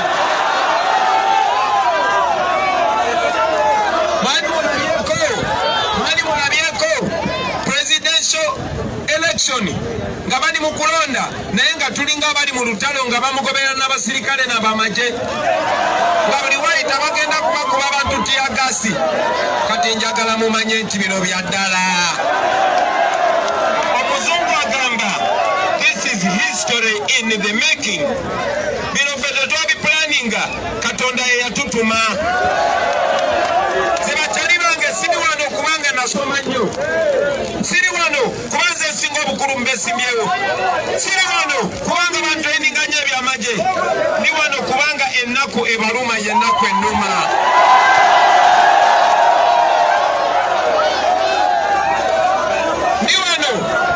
ni wano kubanga nfaananawe naawe rasita lwakubanza embiri zange nazisalako naye kimanyi ni wano kubanga ninga naawe omwana wa boda ndi wano kubanga nfaanana naawe sisita ndi wano kubanga kyali wange ninga gwe zebwe okutunulako ndaba nga bwe mbadde emyaka mitono egiyise ate bwe neetunulako ndaba nga naawe bw'olina okubeera emyaka mitono nnyo egijja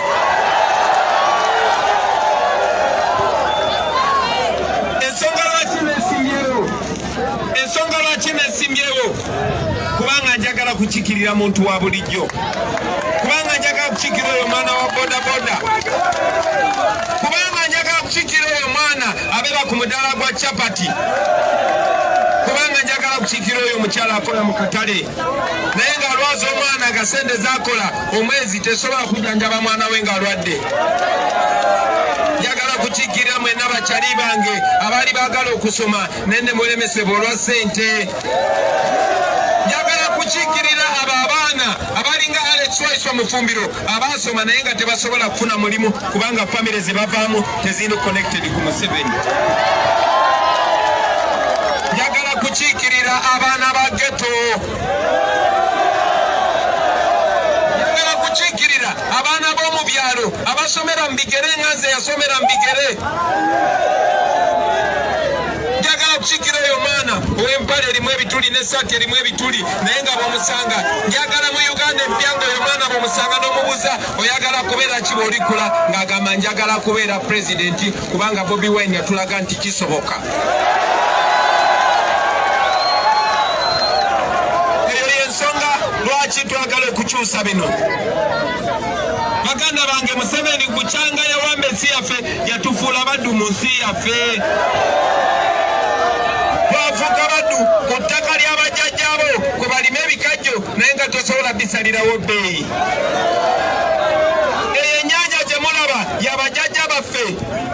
Eyo ennyanja yemmwe nga bannayuganda naye olunaku lwaleero babakubirako masasi. Tulina okubikyusa ennyanja n'eddamu n'efuuka eyammwe mikwano gyange.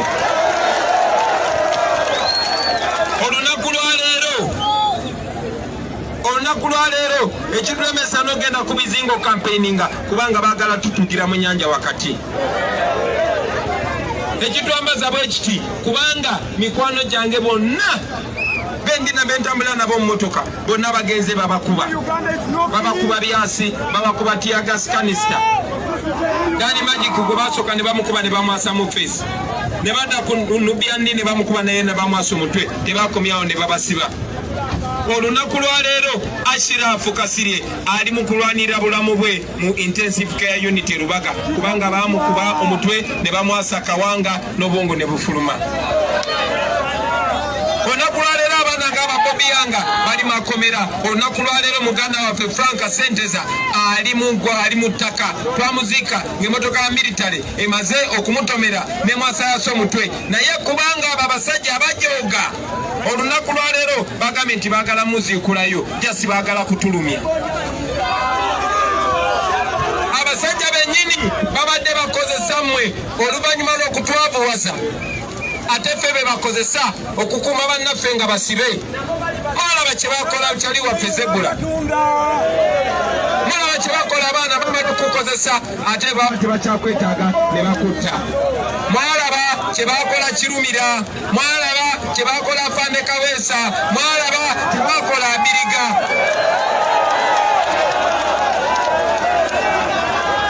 Kakati nze njagala bino mbibagambe nga nkyali mulamu. Njagala bino mbibagambe ate njagala ku bano nga ndeseewo ba Bobi Wine 1000. Kubanga mukisobola. Nze njagala contribution yange esinga mu bulamu ebeere yakubalaga bakyali bange nti siri wanjawulo.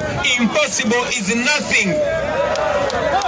The secret is that there is no secret at all. Ekyama kiri nti tewali kyama kyonna. Kasita wekkiririzaamu kasomanya nti ensi yo kasomanya nti Museveni alina engalo 5 nawe olina engalo 5. Bobi Wine alina engalo 5 nawe olina engalo 5. Tebakutiisatiisa.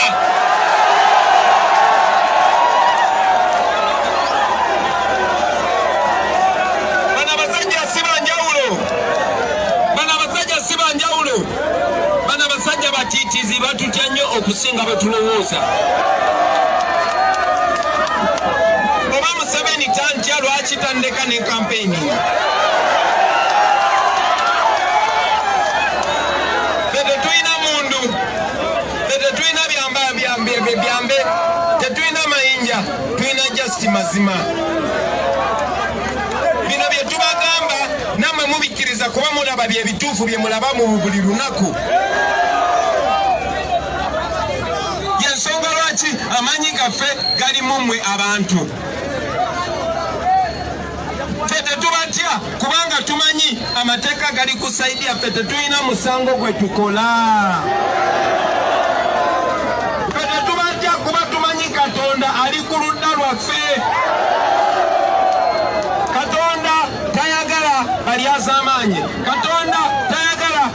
bwenkanya Katonda tayagala batemu kyova olaba bafubye okutukolako ebikolobero naye bikyali balamu. Mic check. Jakala zino Michael munatumiza sound eno sagala kuyomba nawe.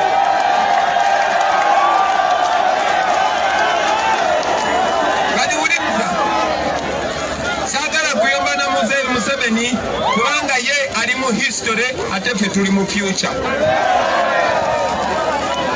Kakati mikwano gyange lwaki nesimbyewo okubeera president? Okusookera ddala amazabi n'ebintu byenjogera byembadde ennyimba abadde bawulira omuziki gwange byenjogerako mu nnyimba.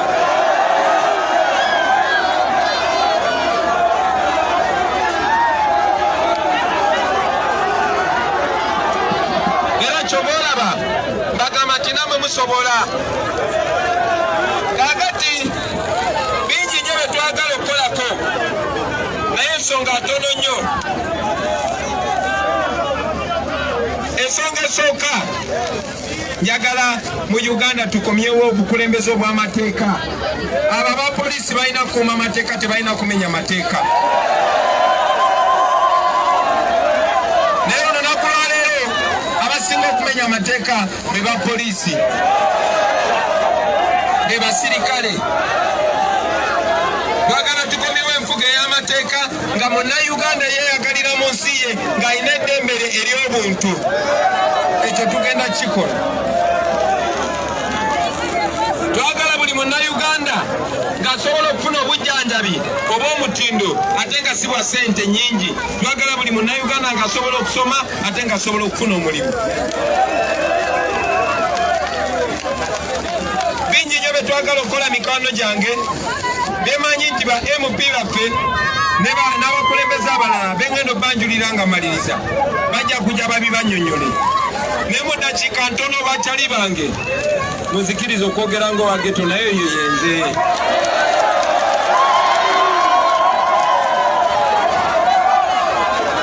Njagala obbagamba bino byonna tubyogerako. Tumaze emyaka 3 mu 5 mu busibe. Nze Museveni yajja wano nga nyina emyaka 4. Bangi kumwe mwali temunnaba kuzaalibwa. Naye omudaawa y'omu atukalakasa emyaka 3 mu 5.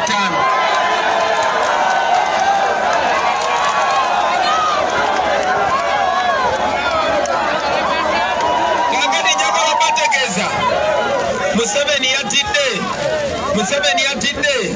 Ky'oba olaba agezaako okutiisatiisa abantu. Takyalina kyasobola bagamba basaba kalulu. Agezaako batiisatiisa muleme kulonda. Mbasaba mikwano gyange muveeyo bangi mulonde. Mbasaba muveeyo mu bungi mukole ki?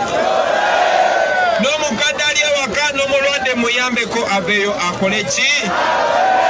Akalulu kamwe ke kagenda okugulawo enzigi z'amakomera bannaffe bave mu makomera.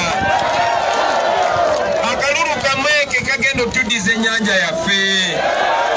Akalulu kamwe ke kagenda otuddiza ettaka lyaffe. Akalulu kamwe nange ke kagenda okunzikiriza ntambule nga sambadde bino. Akalulu kamwe ke kagenda okunzikiriza nsobole nange okuddamu obayimbira kuba sikyasobola. Akalulu kamwe ke kagenda okukyusa embeera, ke kagenda okuwa abavubuka emirimu, ke kagenda okuddaabiriza amasomero, ke kagenda okukola enguudo, ke kagenda okuteeka eddagala amalwaliro. Akalulu kamwe ke kagenda okututwala mu Uganda empya.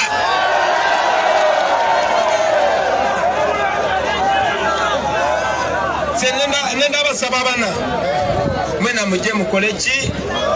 Mujje mulonde. Mulonde mwenna bwe mutuuka okulonda mujja kundaba nga ndi kalulu wali nanyize nga nasibye edda n'ettaayi nga nyize. Akabonero ki?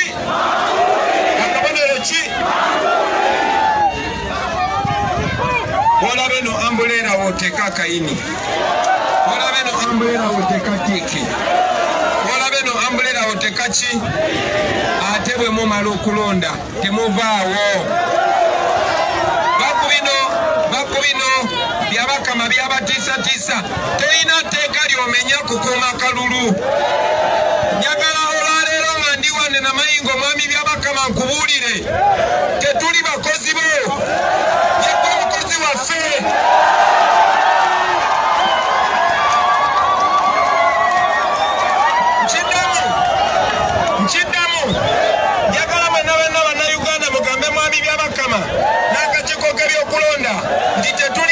bo yegwe mukozi waffe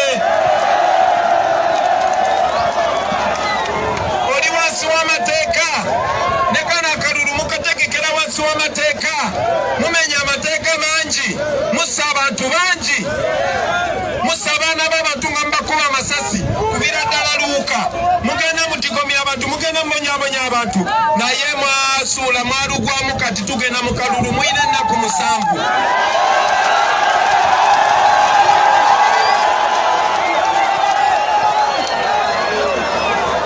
tetuli bakozi bo byabakama yegwe mukozi waffe era ogw'omulimu ogukola wansi w'amateeka n'olw'ensonga eyo njagala okutegeeza ate nkimanyi kyokimanyi kubanga oli mulamuzi tewali tteeka ligaana bannayuganda kuuma kalulu so njagala okubasaba muveeyo mu bungi mujje mulonde bw'omala okulonda sigalawo ng'olaba nga kibaana ng'olaba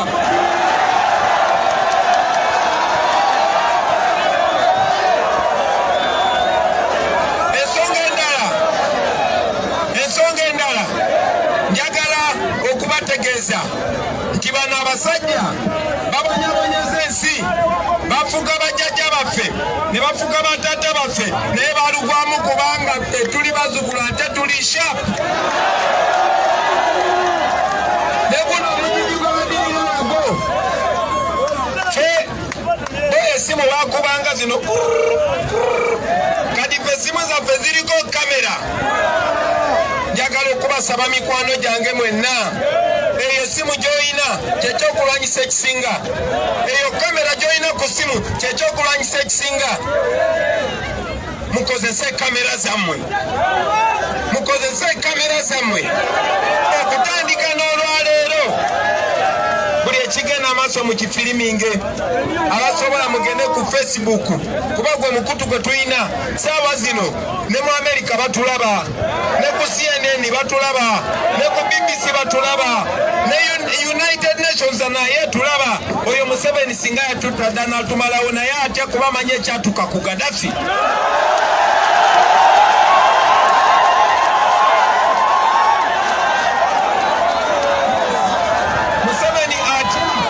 Museveni atya kuba amanyi ekyatuka ku Mugabe amanyi ekyatuka ku Bashiri amanyi ekituuka ku badikiteeta bonna era mwenna njagala mumanye timusobola okubeera bannamawulire oyo Museveni ne tumulabisa oyo atya naawe oyo kawadi oyo mutitiizi so njagala kubasaba mukozese kamera zammwe mwenna bannayuganda abatuwuliriza eyo manyi ti bano abasajja batitiizi banne bensoza okuba kampeyini eyo naye manyi wano wenjogera ne miliyoni z'abannayuganda mbasaba mukozese kamera zammwe mwakoze ne apu bagiyita U-vote abagezigezi ku kyalo nsaba mubuuse bakyali bamwe era sitagwe bijuwa eyo apu mugifune njagala wali ku tayimu nga mumaze okubala akalulu nga balangirira kubanga manyi tugenda kuwangula ku buli polling station mu Uganda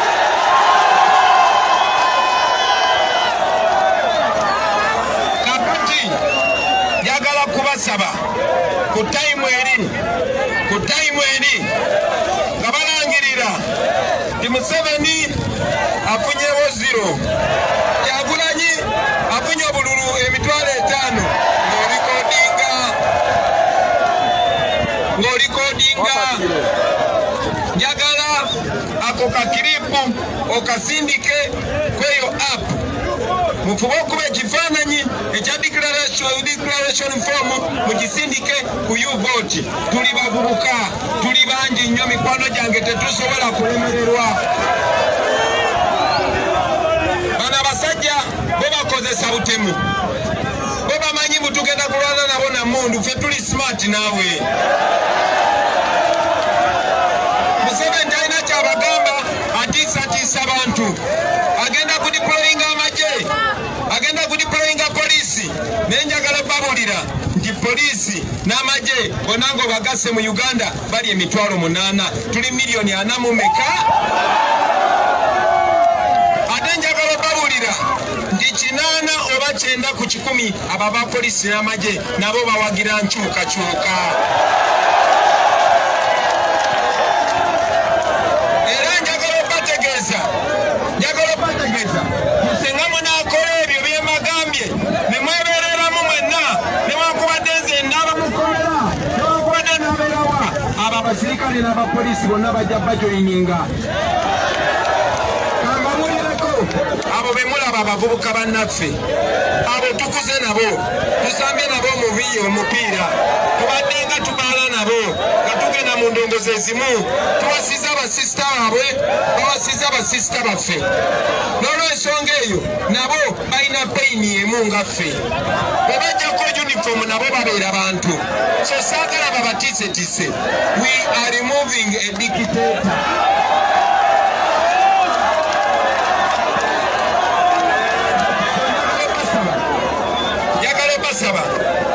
Amawulire gano mugatambuse. Eno message si just abantu b'e Namisindwa. Wano wendi ndi mukogera n'abantu b'e Kampala. Wano wendi ndi mukogera n'abantu b'e Gulu. Wano wendi ndi mukogera n'abaana b'e Mbale. Ndi mukogera n'abantu bonna. Ensi yonna egenda kuba etunuulidde kano akalulu. Ensi yonna etunuulidde kano akalulu. Bano abatiitiizi manyi nti olunaku lw'okulonda nnyo. Manyi nti olunaku lw'okulonda bwe naamala okulonda nga baleeta obusirikale basalako ennyumba yange okumanya bafala.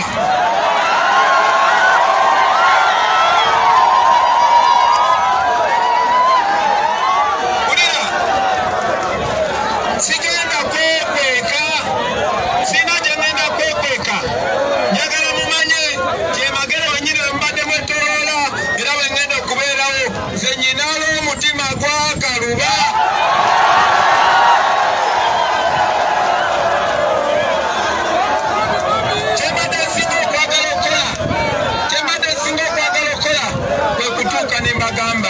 Manyi nti babatiisatiisa kati kino ekisaawe singa abantu bakoma eri naye manyi nti nammwe abali wano mujja kutambuza message eno. Ate nkimanyi nti abaana bali ku mukutu babiraba era mugenda kutuukayo babagambe agambe bwati ne bwati ne bwati ne bwati. N'emikwano mutambuze message eno, mutambuze obuvunaanyizibwa buno, tebabatiisatiisa. Guno gwe mukisa gwe tulina okukyusa ensi yaffe. Uganda ngagga nnyo nnyo nnyo nnyo nnyo. Nebe bannayuganda tuli baavu nnyo nnyo nnyo nnyo nnyo kubanga abatukulembera babbi. Kubanga Museveni Uganda agifuula property naye abaana be na mukyala we. Njagala obategeeza mikwano gyange kino tusobola okukikyusa era tugenda kikyusa. Mbasaba tukole ebyafaayo, mbasaba tubeere wamu, mbasaba tukwatagane. Maliriza nga mbagamba nammwe abali enjagala baweereza message mikwano gyange mwenna baadde balwanira eddembe. Kino si ffe kintu akitandika, omulimu gwaffe kukimaliriza.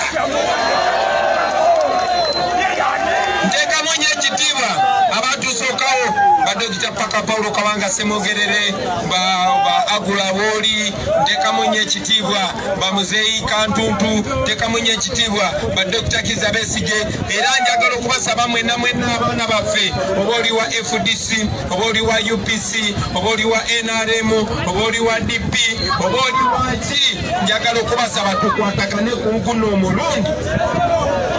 Njagala tubasabe tukwatagane ku guno omulundi. Tuleme kubeera nga nseenene ezirumagana nga ziri mu cupa nga naye zonna bagenda zisiika bazirye. Museveni alowooza agenda tusiika naye njagala tumusiike.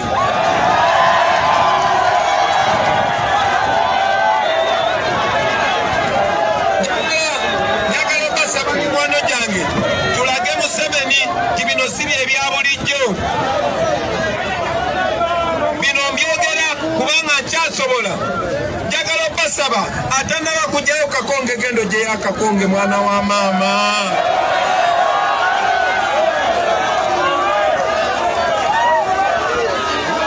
Gendo gye yakakonge oba okagireyo kyaliiwo.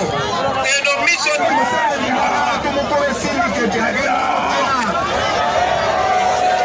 agenda kutya. Tukwatagane. mikwano gyange nandyogedde bingi nnyo nemanyi nti mbimanyi manyi nti n'okujja wano mpise mu bulabe bw'amaanyi nnyo naye mbadde nnyina okujja mundabeko live mumanye nti saakowa era nammwe temudduka mutyaki temudduka mukomeewo temubeera na katengo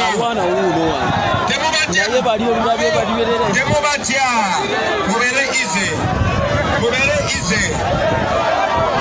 ki abaana bawane temuba na katengo ekiyisire ekyukakyuka ke katengo atufugisa mundu lwa katengo abo betutya ate be basinga okubeera n'akatengo kale temutya baana baffe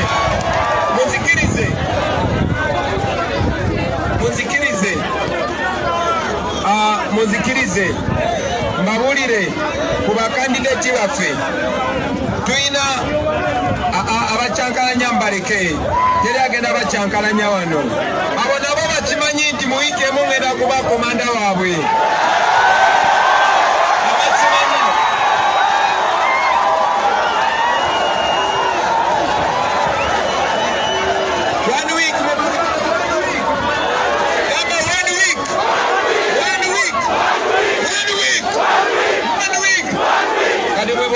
mwebereremu banange njagala basaba mutulondere omwami gwe bayita Fida Robert kwetufaanaganya erinnya abeere MP waffe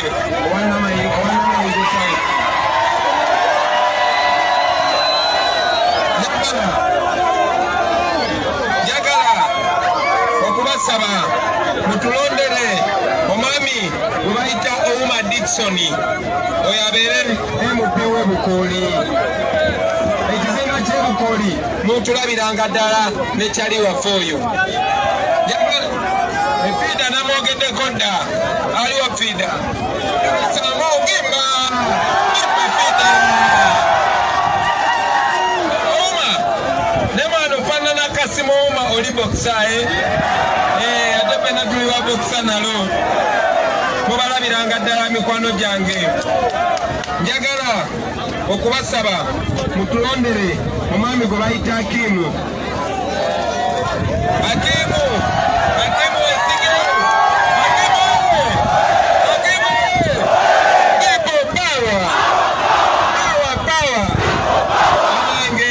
Akimu mumulabiranga ddala abantu b'Ebukooli South njagala okubasaba mutulondere omukyala gwe bayita Akero ali wa Mama Bosia wano yimirire owulire ku bantu ovimbe muleke tolinga bempanganidi Mama Bosia aye Mama Bosia Mama Bosia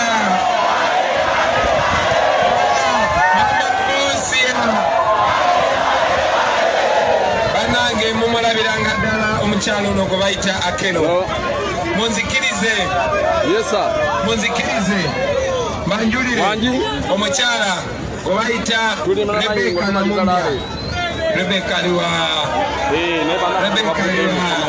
oyo kandidati waffe tubasaba abantu b'Ebugiri mutulondere abeere woman MP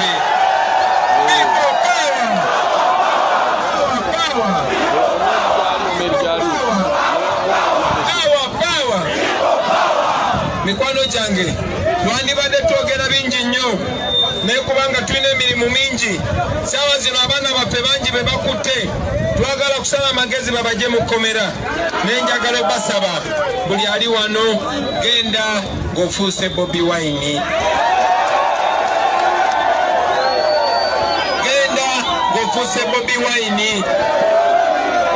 kasita mukirabye kisiri wanjawulo ku mmwe kasita mukirabye tinamwe musobola kasita mukirabye nti buli omu asobola kasita osalawo fenna Katonda yatuwa emitima gye gimu yatuwa obwongo bwe bumu tusobola bana ba maama mwebale ino mwebale erala akapera bayaye bagala akapera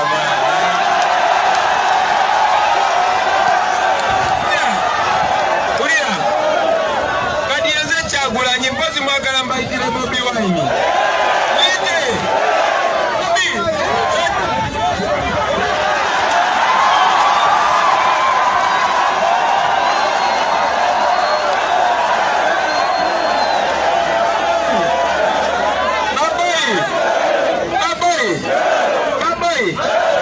Sukari kiko simanyo wadugunge Anyi kiko simanyo wadugunge Sukari kiko simanyo wadugunge Anyi kiko simanyo wadugunge Nikalo mukulu utalabe njiri mugwango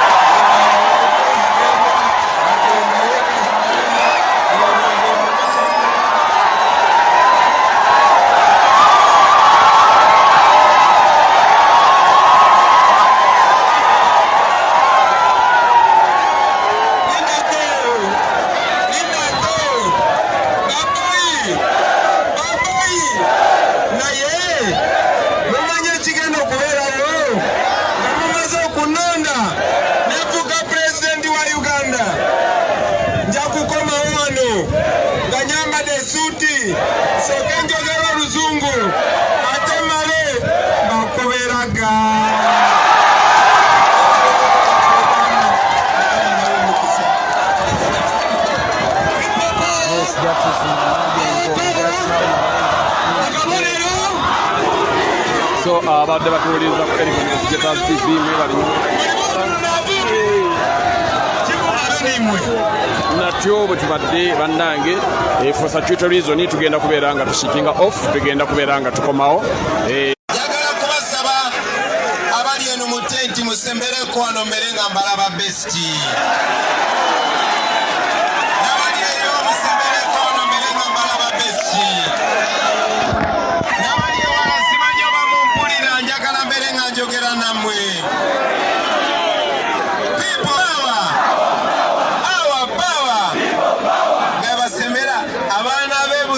balina akayimba nga bagamba Bobi Wine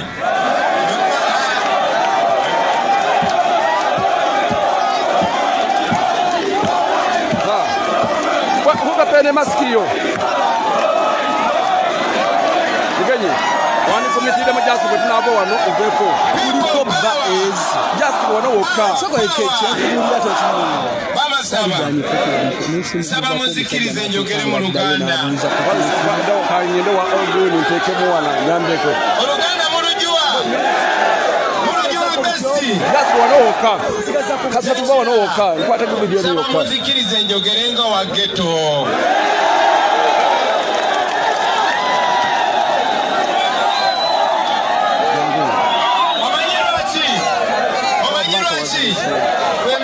bano baloya bakaso wa meri bababeera basibye ettayi buli kaseera kati nange kuba ngenda kubeera president mbeera sibye ettayi ne bwe ntuuse wano nendaba bakyali bange nendaba baana ba ghetto nendaba baana b'embaale nendaba bayaye b'enamisindwa kati munzikirize njogere nga kyali wammwe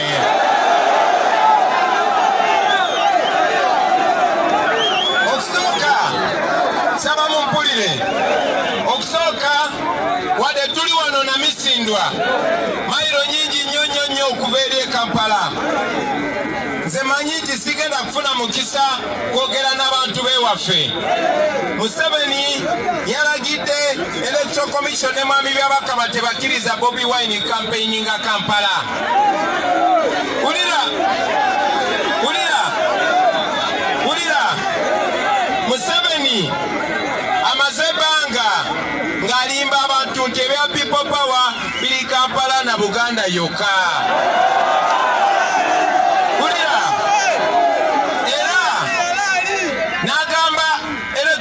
opposition tebakkiriza Bobi Wine campaigninga waabwe naye Museveni tamanyi nti ne wano waffe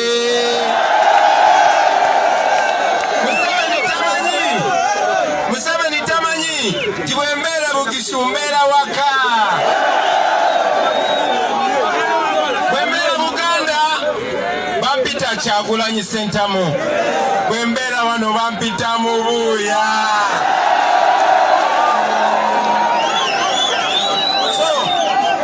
Njagala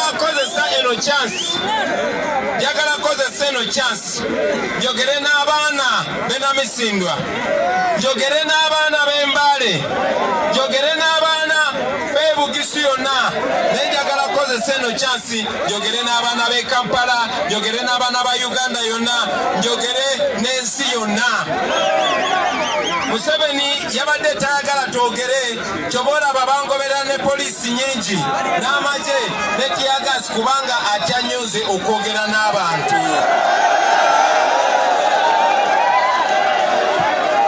Bano abasajja bamaze ebiseera bingi nga balimba abantu naye Katonda yeebale kujja mu geto n'atujjayo tubuuse abantu.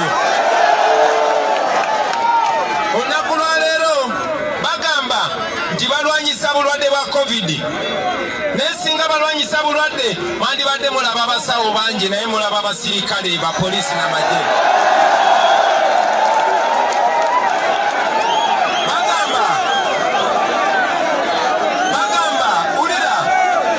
Bagamba ntino balwanyisa bulwadde naye singa balwanyisa bulwadde singa mulaba ambulance naye mulaba motoka z'amagye mulaba motoka za tiyagas.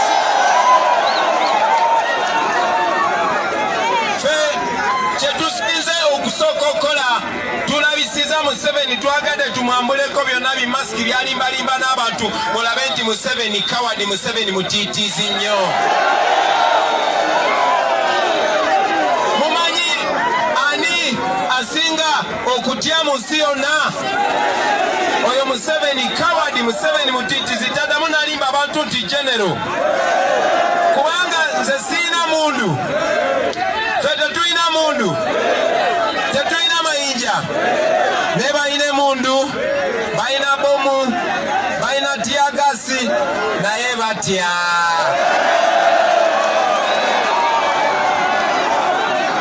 Kakati mikwano gyange bamasaba bingi byenjagala okwogerako naye manyi nti mubimanyi, manyi nti onabona mbese byonna bibagamba, manyi nti byonna byonna Kaso Ameri abibagamba, manyi nti onabo w'ettaka byonna bibagamba.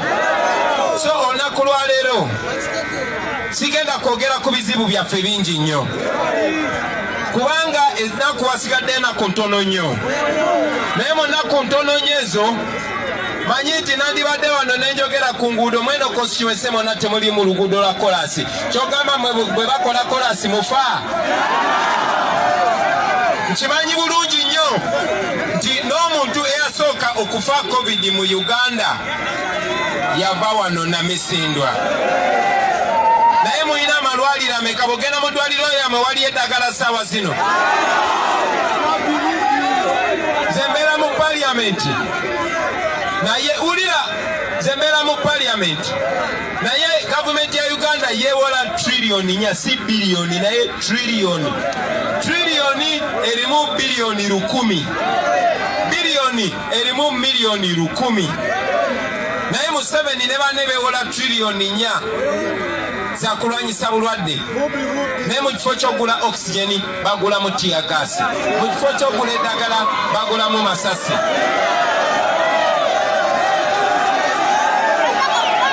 Mukitegeera mikyali bakyali bange, kakati njagala mbabulira olwaleero nti bino si bye bya bulijjo. Mwali mulabyeko mwena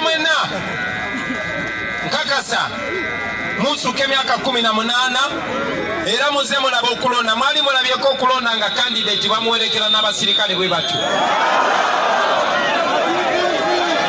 Mwali mulabyeko okulonda nga kandidate wajja nga bw'omukubira bbayi bakuba tiyagasi. Mwali mulabyeko okulonda ngaba abasapota abawagizi bonna babakuba kibo okubabagamba musigale eri temujano. Mumpulira abali eyo, muwulira bulungi. So njagala mumanye nti bino bya ddala. Museveni tafunangako competition ya halali, kati Museveni agenda muno.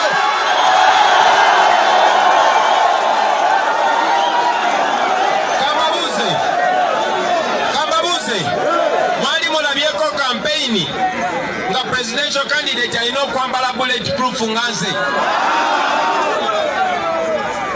Naye mukimanyi gyaba abasajja abalina okuba nga bakuuma bannayuganda bagenze batta bakyali bange nga babatta murdering, killing.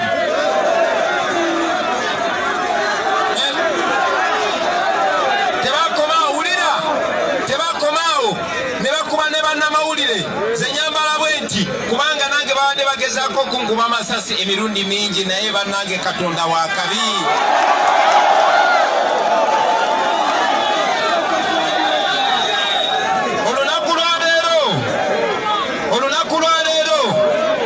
Bakyali bange 126 bali mu kkomera nga tebalina musango. Edi Mutwe ali mu kkomera, Nubianiri ali mu kkomera, Dani Magiki ali mu kkomera, Lukumani Kampala ali mu kkomera, Dogo City ali mu kkomera. Abaana bonna abakola security yaffe, abaana bonna abafumba emmere, abaana bonna abasawo abatambula nange ku campaign, ba driver esimu zaffe bazitwala, emmotoka zaffe bazitwala, buli kimu bakitwala. Abo abapoliisi abagamba nti bakuuma ffe. Ebyo byonna wulira,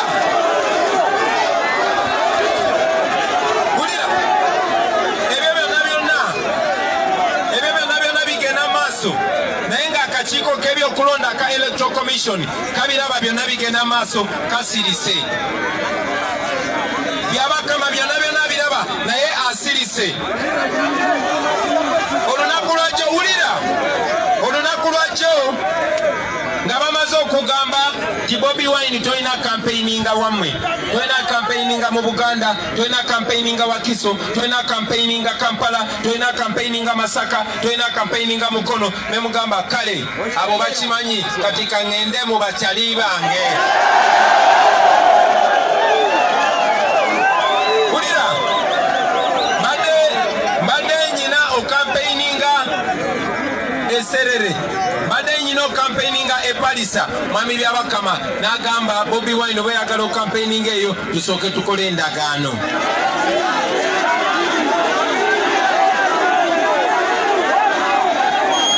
Wulira, buli presidential candidate akampaininga tewali gwe battira bantu be. Nefe abaana b'abandi tubaziika buli lunaku nga babatta. Tewali gwe basibira abantu be. Nze ttiimu yonna eri mu kkomera, ne lwaleero mbadde nzija ku makya poliisi n'esalako ne ba personal assistant n'emmere gye tubadde tujja nayo ne bagamba emmotoka ezo tezikkirizibwa kugoberera, olina genda weka, nga balowooza bwe najja nzeka temugenda kubeerawo. Kati ebyo ngamaze okubibagamba mikwano gyange, ngamaze okubagamba ebyo, njagala kubasaba, njagala ekyo kibalage ti bye tulimu bya ddala. Njagala mumanye ti Museveni akola ebyo kubanga amanyi ffe tumutwala mullo. Naye okumutwala yemmwe mugendo kikola mikwano gyange. Nze kyenkola nzanya paati yange ng'omukulembeze, naawe oyina paati Rasta, naawe oyina paati Maama, naawe oyina paati Kyali wange, buli omu alina paati gy'alina okuzanya. Ffe twatala Afia ne tugamba kati ffe tusazeewo, ono dictator wadde buli muntu amutya, Museveni mumugambe Bobi Wine tagutya.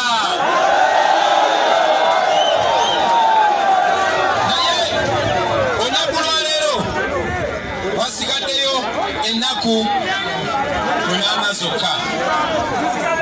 Wasigaddeyo ennaku meka? Ennaku meka? Mu nnaku ezo mikwano gyange mwe tulina okukyusiza obulamu.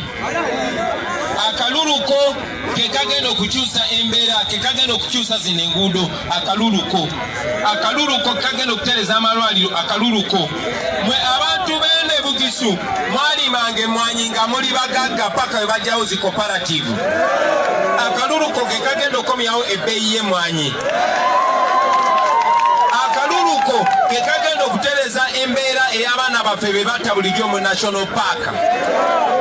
Akaluluko ke kagenda okutereza bino byonna. So njagala kubasaba muveeyo mu bungi, muveeyo mu bungi mulonde. Muveeyo mu bungi mukole ki? Bakyali baffe bonna bali mu makomera. Akaluluko ke kagenda okujja mikwano gyaffe mu makomera, ke kagenda okugulawo geeti za komera, ke kagenda okumenya zi prison ezo. Akaluluko olunaku lwa leero nze njogera ng'ennaku ennuma kulo kubanga bakyali bange bonna bali mu kkomera. Naye njagala okuyimira wano Namisindwa nsindikira abaana bonna bali mu kkomera Besigye. Edi Mutweno, Byanirida, ni Magiki, Bobi Yanga n'abaana bonna be muli nabo mu kkomera. Mugume Katonda ali nammwe n'abantu ba Uganda bali nammwe. Njagala oteeka omukono waggulu woba osabira bakyali baffe. Gamba Edi Mutwe, gamba Nubian Lee, gamba Dani Magiki, gamba Bobi Yanga, gamba Tawa, gamba Sheriff Naja. Abaana bonna bali mu makomera tebalina musango naye kubanga Museveni atya. Ate bajja kusiba n'abalala. Naye njagala bategeeza mikwano gyange tuli bangi nnyo, tuli 45 million. Tuli bameka? 45 million. Bano abasirikale bali 800 mu Uganda yonna ng'ogase UPDF ne poliisi. Ate bonna abo baana baffe, abo bakyali baffe, mwabo mwengenda n'okulondamu abagenda okukadinga pulezidenti mwabo.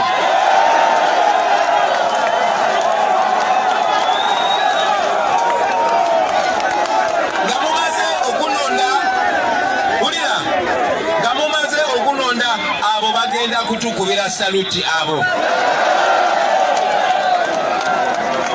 Nga mumaze okunonda abo bakulu baabwe bajja kuvaayo bagambe Ugandans we are sorry, tuli ku order. So njagala kubasaba nga 14 bambi muveeyo mulonde mwenna. Abakadde abalwadde bonna mubayambe baveeyo bakole ki? Eyo ye ansa yaffe. Wadde balese poliisi nyingi, wadde balese amagye, wadde bakuba tiyagasi wali mu bokisi temulimu tiyagasi. Njagala basaba muveeyo mulonde. Ate bwe mmala okulonda temuvaawo mukuuma akalulu. Nga muli baddembe mugende w'olaba amburera ng'okola ki? W'olaba amburera ng'okola ki? W'olaba amburera ng'okola ki? Tokaana na muntu yenna, tolwana na muntu yenna. N'emikwano gyaffe abalala bali ku opposition nabo bajja beegattako mukuuma akalulu. Naye mmwe musalawo tovolaba nze ne mbagamba bakyali bange mulonde Kyagulanyi abeere pulezidenti wa Uganda.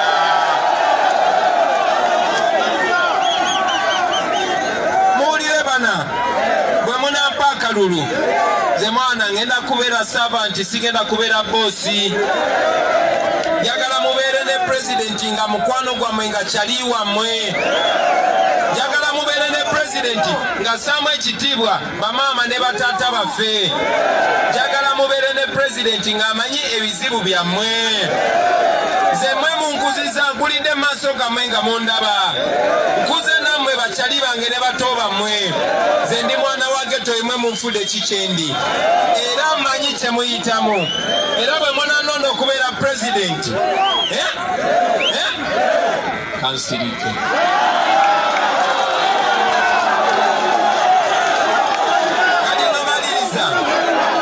Namaliriza. Njagala kubasaba mwenna kubanga obudde buweddeyo. Ennaku wasigadde ntono nnyo. mukikole mwekolemu omulimu mugende doa to doa nga mutambuza message eno. Mugende mujukiza abantu bonna bonna abatanda bakujjayo bupapula bwamwe mu bujjeeyo. Mwetegeke. Naye ne bw'oba tokafunye era ogenda kulonda bw'obanga oli mu register. Mugende mulonde mikwano gyange ekyo nkizeemu mirundi mingi kuba kaluluko ye answer. Togamba tuli bangize newe sironda. No, we need every vote. Njagala mumanye nti ensi yonna etutunulidde. America etunudde wano, Europe etunudde wano, Asia etunudde wano, United Nations etunudde wano, CNN etunudde wano, BBC Al Jazeera zonna zitunudde wano. Njagala tukube Museveni akalulu. Njagala tuwangule ku buli polling station. Njagala nkome wano nga sina kwambala bino nga sina kwambala bino.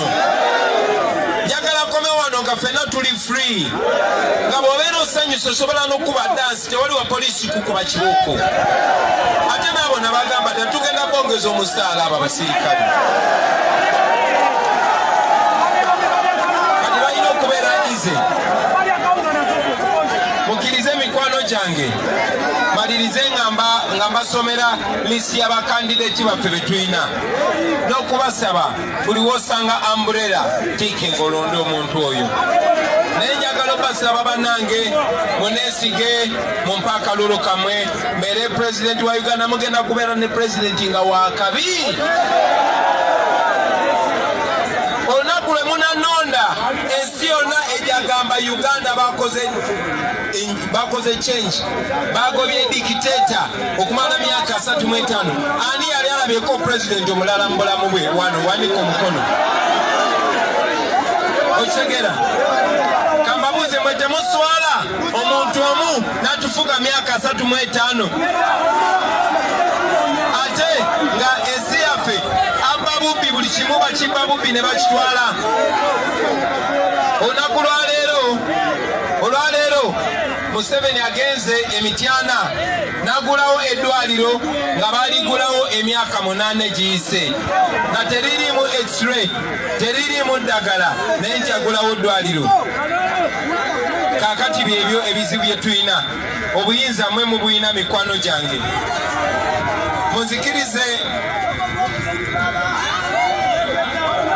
Muzikirize mbasomere ku bakandideti baffe bano.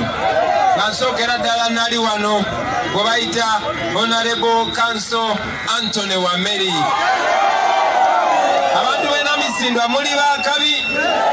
Naye njagala mulage Uganda yonna nti muli bakabi nga musindika ono musajja mu parliament. Ono Wameri byonna abimanyi ate byonna abikola.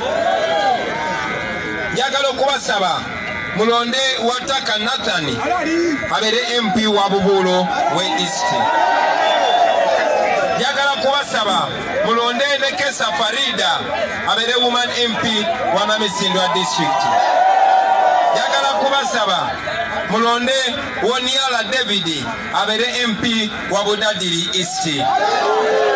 Njagala kubasaba n'obuwombeefu mulonde Chali wange gwe bayita Ivan Masaba abeere MP wa Mbale.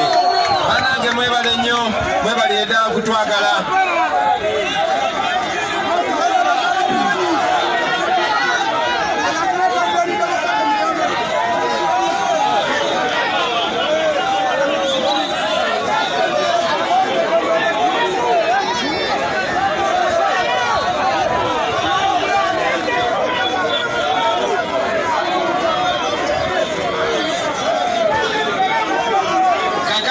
Somereko ne bakansala baffe.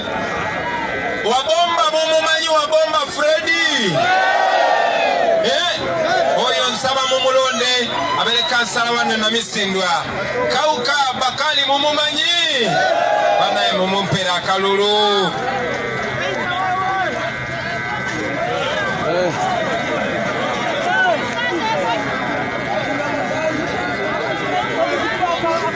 Wepukulu mumumanyi. Banage mbasaba mumumpere akalulu. Mwebale nnyo mikwano gyange.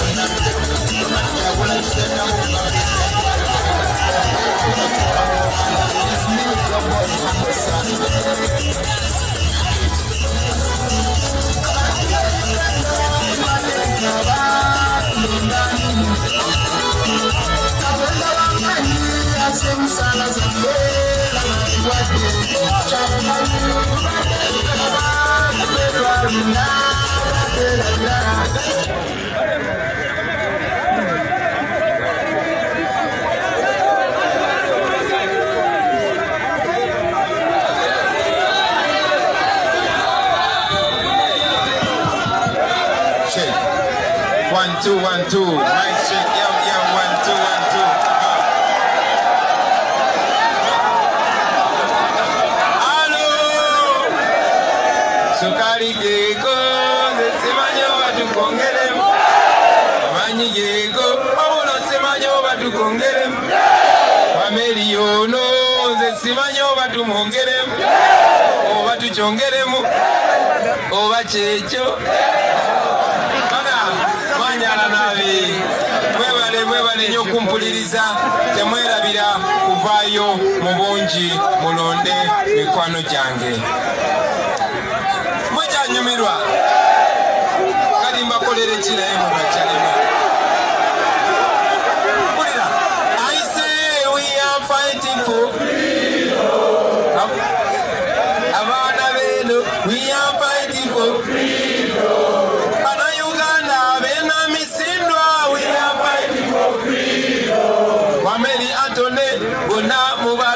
We are fighting for freedom. Abana bembale mwebereremu. We are fighting for freedom. Bamayi bamasaba mwebereremu. We are fighting for freedom. Ngakumi nanya mwena mulonde. We are fighting for freedom. Monare bona mbese yetaranyi. We are fighting for freedom. Thank you very much. Blessed love.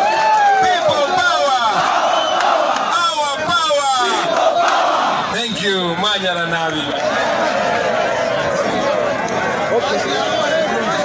Omurungi aliko Eric on Besigye TV menna jemusinziro tulaba bano tubadde na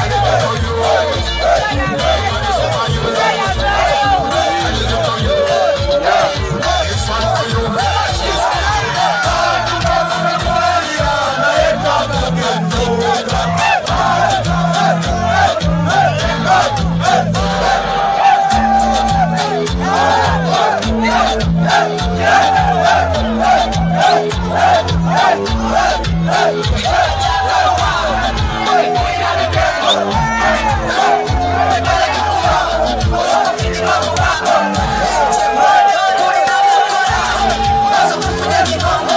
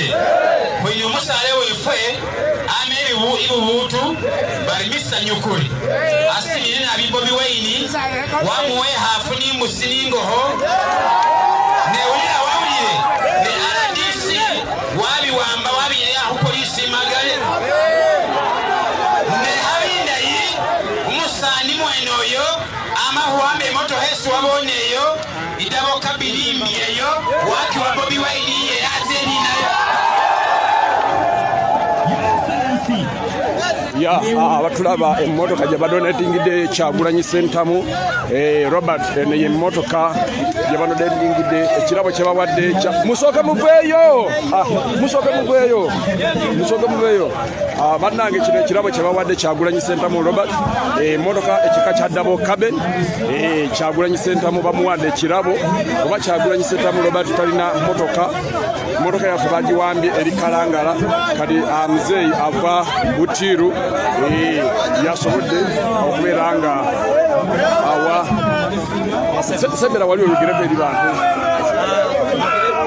ganekawadde oba luzungu twasimbire kubabona sesenye watakanazani MP wenye wa Mugulo East Mwalo ngakwita Bobi Wine umurere birabo bitaro umurere motoka wamurere khafu wamurere nembusi ne khafu nembusi aradisi atire ni nabi aradisi nonano aradisi wa motochi guy nege motoka ino yesi kakuwa Bobi Wine imuyete kuramba kimirimu basebo ne banyabo muveeyo wano ekkubo Kyagulanyi Robert Ssentamu agenda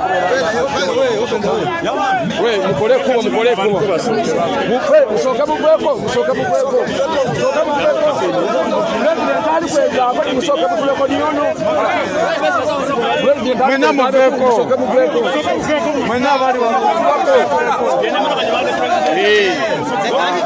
emmotoka kirabo kye bawadde pulezidenti waffe Kyagulanyi Ssentamu Robert baba nisooke mutuleko munirako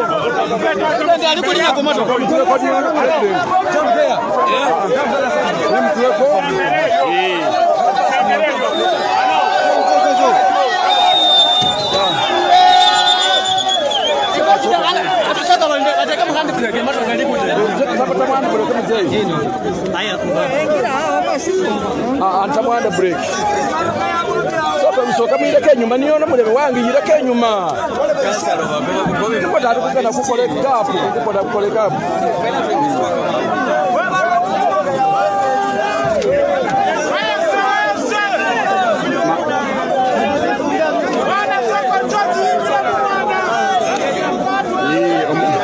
omukulembeze bamuwakwasize ebisumuluzo by'emmotoka omukulembeze bamukwasizza eri emmotoka gye bamuwadde ekika kya Double Cabin era Kyagulanyi Ssentamu afunye ekirabo namisindwa ekya mmotoka ekika kya Toyota Hilux eno Double Cabin gye bawadde Kyagulanyi Ssentamu ng'ekirabo abantu b'enamisindwa bamuwadde ekirabo ekya mmotoka ebeere ng'emuyambako mu mirimu gy'okubeera nga tunoonya akalulu naye baŋŋambye nti babadde n'ebirabo bingi bye babadde bategekkedde ente embuzi n'enkoko naye RDC bwe bayita Kigayo Moto akutte ebintu ebyo byonna n'abikoketinga so kati we tuli wano tuli ku motoka gye bawadde Kyagulanyi Ssentamu Robert ng'ekirabo ekika kya Double Cabin egenda kubeera ng'etuyambako mu struggle gye tulimu so mubeere nga muli emmotoka yino muveeyo namwe okero soko muveeyo musooke muveeyo bakube ebifaanani oyo muganda ava mu lugi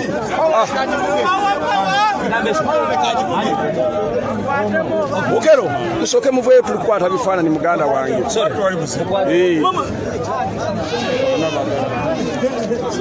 sooka muveeyo musooke muveeyo temulwanira kumotoka musooke muveeyo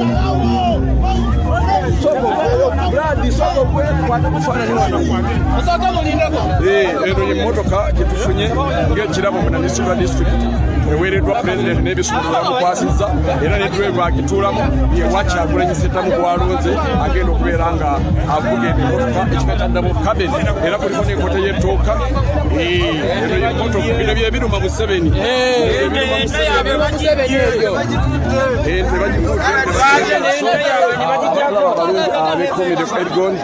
tufunye ekirabo eky'emmotoka ekika kya Double Cabin era ebisumuluzo babikwasizza Kyagulanyi Ssentamu Robert mwennyini so ebyo bye biruma abazeeyi bano biruma abayaayi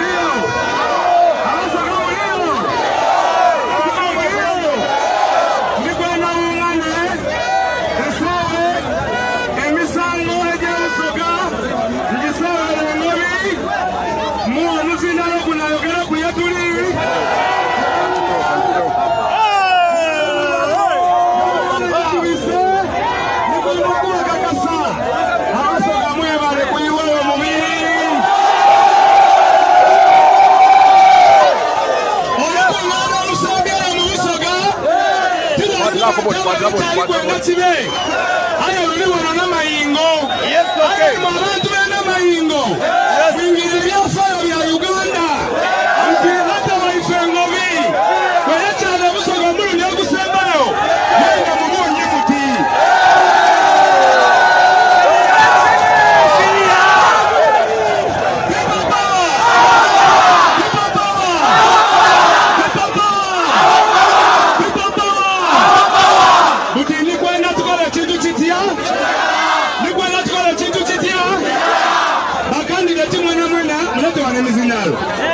bakandideti tujja kubandula nga pulezidenti amaze okwogera mwene naide okubandula eri abantu ba Uganda eri abasoga n'eri wano abantu baffe abasese emotoka twogere bulungi tinekyo mukulu alina ogenda emizindaalo nga gikasuka bukalamu abali ku motoka eyo mwena mwike wansi abali ku motoka eryo mwena mwike wansi mutabali ku motoka muveeku emizindaalo gyogere bulungi nimwe muveeyo bana tulikola ekintu kino mulonera tuveewo muve ku motoka baba iwe onkofira jasaidie wange awozaawo muveewo omuzindaalo gwogere wuliriza sebo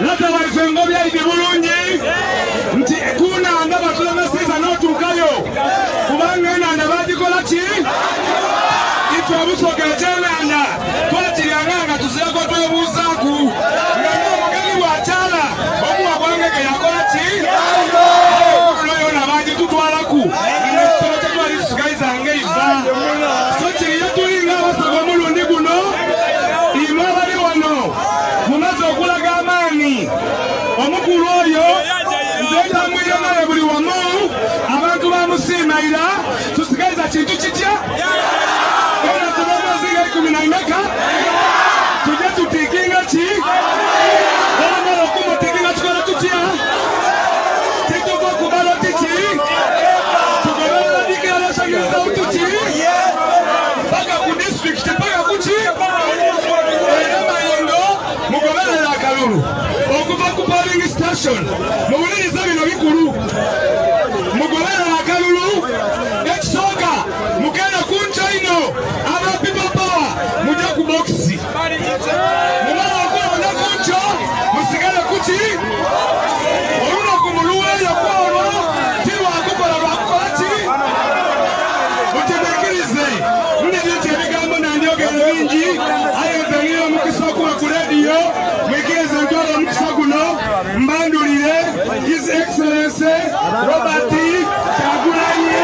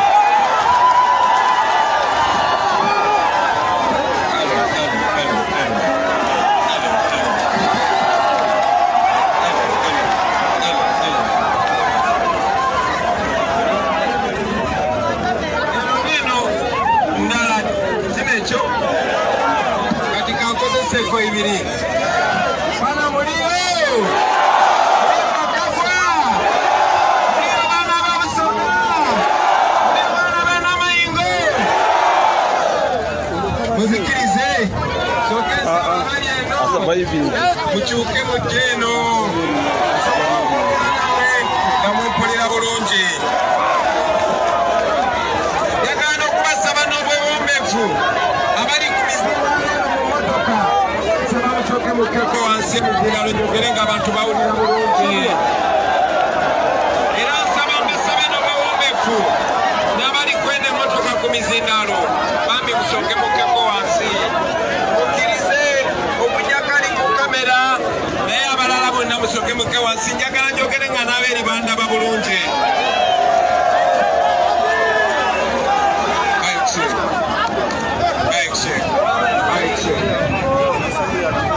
Mic check, 1 2 1 2. Mic check, yo 1 2.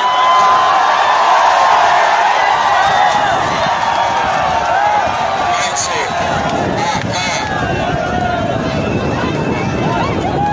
All right. There you go.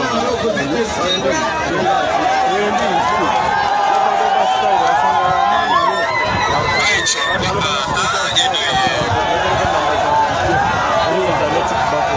Check mic. Check mic. Check mic. Check mic. Eno jiongezeko baba.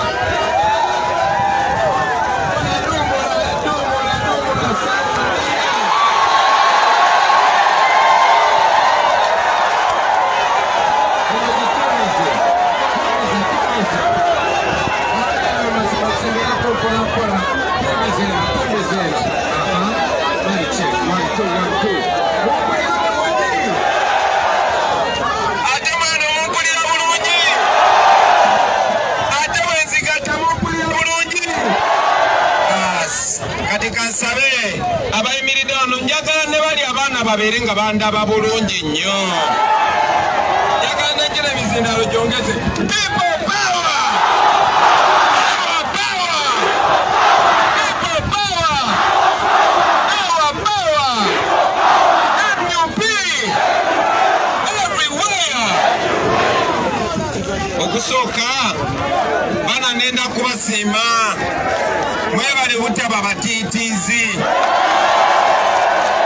Mwebale ino kwinda wano. Kasooke neyandule.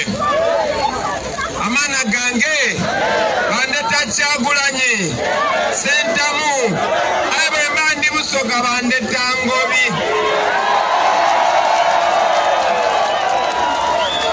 Yenze Ngobi dada wa dada wange bamuziika Luuka.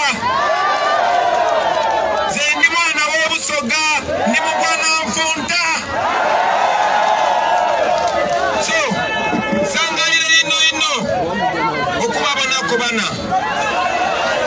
okubona oti Busoga banenda ino ze namenda ino eyo tinsobi muna.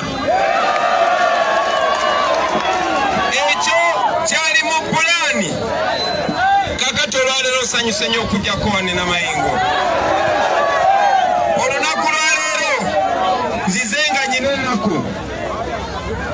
ennaku kubanga size wano na kyali wange Nubianiri, size wano na kyali wange Edi Mutwe, size wano na Dani Magiki. Abaana bonna size wano nabo kubanga bali mu kkomera.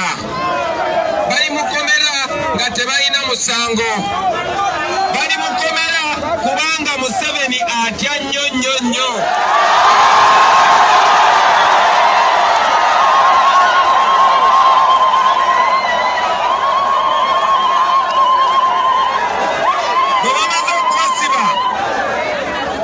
Bwe bamaze okusiba abo abaana nga tebalina musango, akakiiko k'ebyokulonda kamwami byabakama tekalina kye kayogedde kasirise. Wulira, bwe bamaze okusiba abo abaana akakiiko k'ebyokulonda kye kakoze nako ne kaŋŋamba Bobi Wine tuganye ogenda mu disitulikiti endala. Okusooka baŋŋaana okampeyini ng'e Buganda, e Masaka, e Wakiso, e Mukono ne disitulikiti ezo zonna balowooza mwe Buganda yokka be bampagira.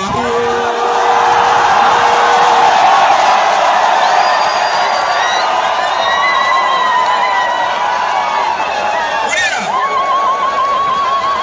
bwe baŋŋaanye okampeyini ng'e Buganda ne ŋŋamba ize. Ne ŋŋamba kati ngenda campaigninga mu East, ngenda campaigninga Busoga, ngenda campaigninga Palisa, ngenda campaigninga mu district endala. akakiiko k'ebyokulonda kamwami byabakama ne kavayo ne kagamba bw'oba oyagala campaigninga Bukedea, bw'oba oyagala campaigninga Palisa, tulina kusooka kukola ndagaano.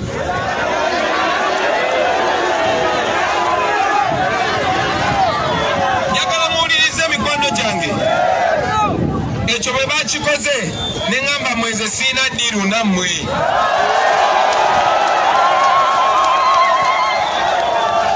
Ze ddiiru giyina ne bannayuganda.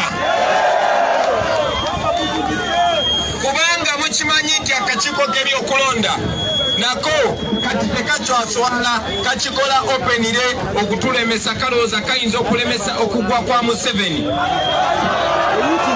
Wuliriza olunaku lwajjo kubanga bamanyi ffe tuli bavubuka tubeera ku mutimbagano era manyi njogera wano naye ne mu Amerika bampulira. Wadde njogera wano manyi nti ne Kamotya bampulira. Wadde njogera wano manyi nti ne Kyaddondo bampulira. Kati Muzeeyi Bosco talina kyatugamba.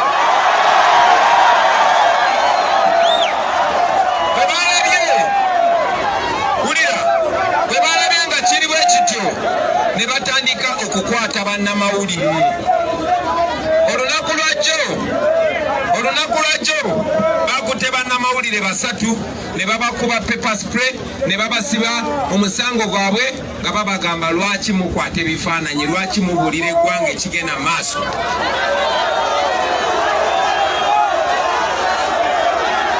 Wuliriza, ekyo tekyabamaze.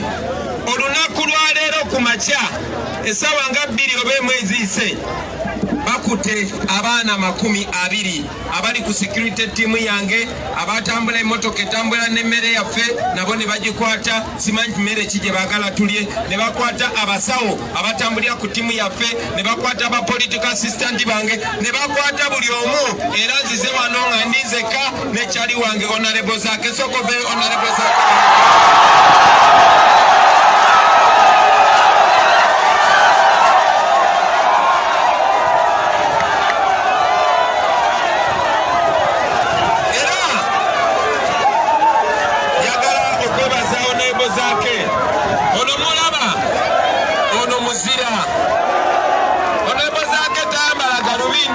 Kubanga ayagala amaaso ge Museveni yalagira abasajja be ne bamufiiramu ebidagala era paka nga tumaze okwambala engulo tumutwale mu ddwaliro erisinga mu Siona amaaso ge gatemu.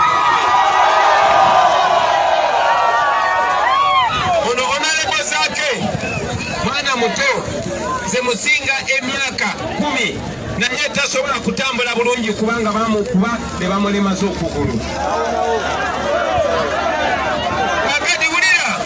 Museveni akubye okulaba nga stopinga buli muntu gw'electoral gw'entambula naye alowooza nti bw'akwata abantu b'entambula nabo abatulemeseza okutambula. Mujjukira bwe baali basiba Nubiandi ne Eddie Mutwe ne Danny Magic babasiba n'abantu 126. Ekooti yabata naye paka kati amagye gaganye okubasumulula. Olunaku lwaleero bakutte abaana bonna n'emmotoka zonna ze mbadde ntambula nazo nga balowooza bagenda kuba batulemeseza. Era njagala okwebaza ttiimu y'e Busoga, njagala okwebaza Alex Waiswa Mufumbiro, njagala okwebaza Baamu Lulenzi, njagala okwebaza abakandideti baffe bonna. Njagala n'okutegeeza Mwami Museveni nti toyinza kutustoppinga.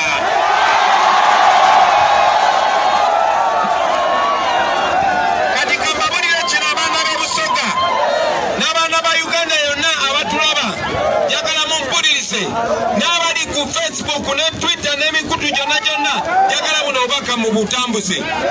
Amawulire amabi gali nti bakutte bannaffe bangi nnyo nga balowooza bagenda tulemesa. Amawulire amalungi gali nti amakomera gajjudde. Kakiddemu amakomera gakoze ki? Amakomera ge tulina wano mu Uganda tegasobola kusiba abantu 20,000. tetuli milioni 45. Kakati amakomera gajjude. Mutaka amakomera gemulaba. Ezo nyumba buyumba. Ezo nyumba buyumba. Nelson Mandela yatulaga nti ekkomera temuli tolina ky'oŋŋamba. N'olwensonga eyo bajja kubakwata babasibe naye ne bw'otuuka mu kkomera bonna bonna abali mu kkomera ba people power. Era buli mwana gwe batwala ne bamutuusa mu kkomera bamwanirizanga hero, bamwanirizanga muzira. Mikwano gyange tewali musango gwe tukola, tewali tteeka lye tumenya, tetulina musango. Bino bye twogera ge mazima, bino bye twogera bye bituufu, bino bye twogera bye biyamba abakadde baffe, bye biyamba ffe, bye biyamba abaana baffe, bye biyamba n'abo abapoliisi be bakozesa. Njagala mumanye mikwano gyange kitekibeerangawo, tekibeerangawo. Museveni takirabangako, ne mu nsi yonna tekibeerangawo ekiri e Uganda olwaleero. Tekibeerangawo ng'akavubuka akavudde mu ghetto ke babadde balaba nga kasiika empuuta, ke babadde balaba nga katambula n'akagoma kayima ku switi bakawa 15,000 kati nga ke kagenda okufuuka ka pulezidenti. Tekibeerangawo.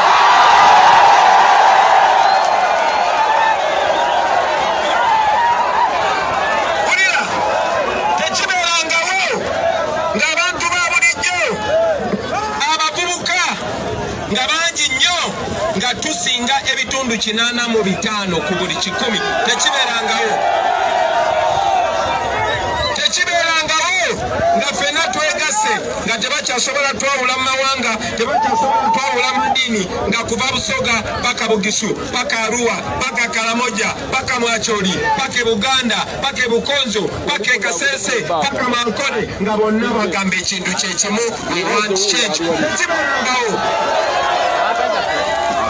Kati njagala bategeeza mikwano gyange, tetuli mu kuzanya, tetuli mu kugezesa, bino bya ddala. We are removing a dictator.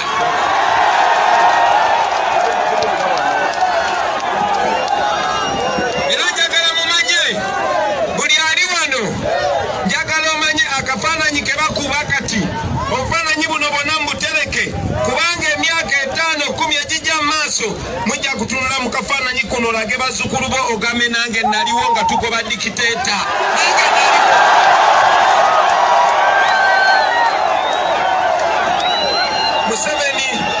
Museveni takyalina kyasobola tugamba kati, takyalina kyasobola tukola kati. Ne bw'onkwata n'onsiba, ne bw'onzita, ne bw'onfuira tiyagasi, ne bw'onkuba emigo, kino ekyatandika tekigenda kudda amabega. Wallahi ya Mungu tekigenda kudda amabega. Kati njagala mutandika okusanyuka, njagala mutandika okusanyuka, mutandika okwebaza Katonda nti omulembe gwaffe waliwo zi Manchester United, waliwo zi Arsenal, waliwo zi betting, waliwo walaji, waliwo endongo, naye twasalawo nti twagala kukyusa Uganda era tugenda kikola. Mikwano gyange temulabanga nyambadde bwenti, kino mukimanyi, kino ki? Kino bulletproof, kino mukimanyi. Mwali mulabyeko presidential candidate wano mu Uganda oba mu nsi yonna ng'akola campaign nga yambadde bino okubanga bagala mutta. Mwali mulabyeko presidential election nga bali mu kulonda naye nga tulinga abali mu lutalo nga bamugobera n'abasirikale n'abamagye, nga buli wayita bagenda kubakuba abantu tiyagasi. Kati njagala mumanye nti bino bya ddala. Omuzungu agamba this is history in the making. Bino ffe tetwabipulaninga, Katonda ye yatutuma. Zebatali bange sidi wano kubanga nasoma nnyo. Siri wano kubanza singa obukulu mbesimbyewo. Siri wano kubanga bantraininga nnyo ebyamaje. Ndi wano kubanga ennaku ebaluma y'ennaku ennuma.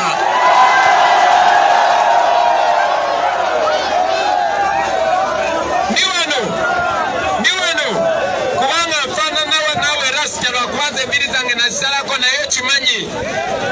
Ndi wano kubanga ninga nawe omwana wa boda.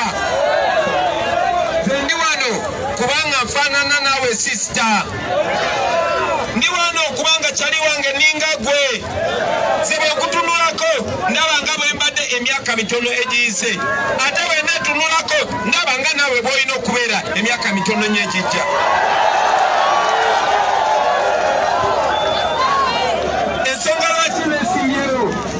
Ensonga lwaki nesimbyewo kubanga njagala kukiikirira muntu wa bulijjo. Kubanga njagala kukiikirira oyo mwana wa bodaboda.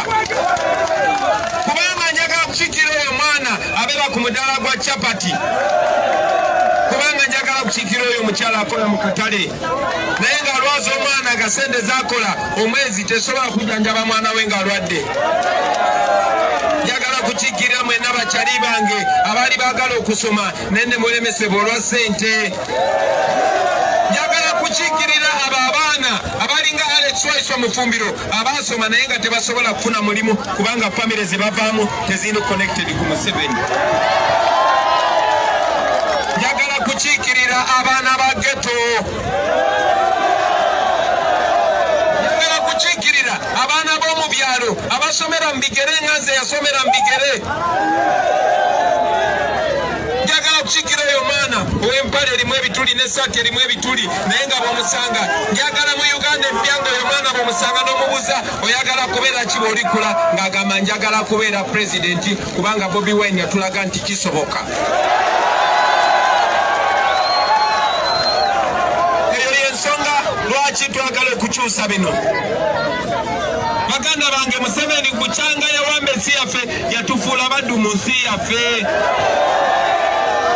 Twafuuka baddu ku ttaka ly'abajjajjaabo kwe balima ebikajjo naye nga tosobola bisalirawo bbeeyi. Eyo ennyanja gye mulaba y'abajjajja baffe. Eyo ennyanja yammwe nga bannayuganda naye olunaku lwaleero babakubirako masasi. Tulina okubikyusa ennyanja n'eddamu n'efuuka eyammwe mikwano gyange.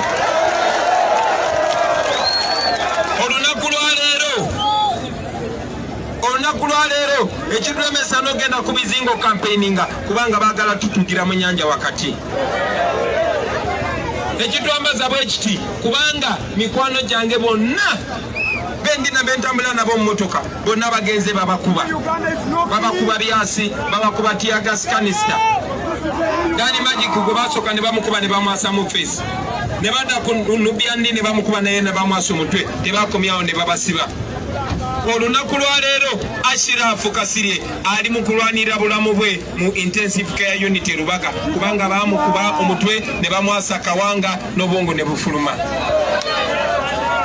Olunaku lwaleero abaana ng'ababobi yanga bali makomera. Olunaku lwaleero muganda waffe Frank Senteza ali mu ttaka twamuziika ng'emmotoka ya military emaze okumutomera ne mwasayasa omutwe naye kubanga abo abasajja abajooga olunaku lwaleero bagambye nti baagala muziikulayo jasi baagala kutulumya.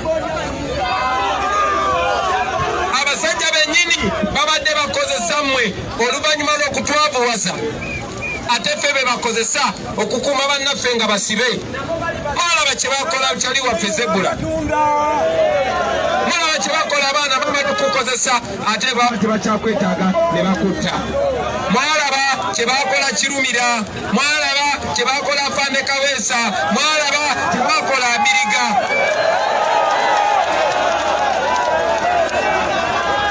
Kakati nze njagala bino mbibagambe nga nkyali mulamu. Njagala bino mbibagambe ate njagala kubaano nga ndeseewo ba Bobi Wine 1000. Kubanga mukisobola.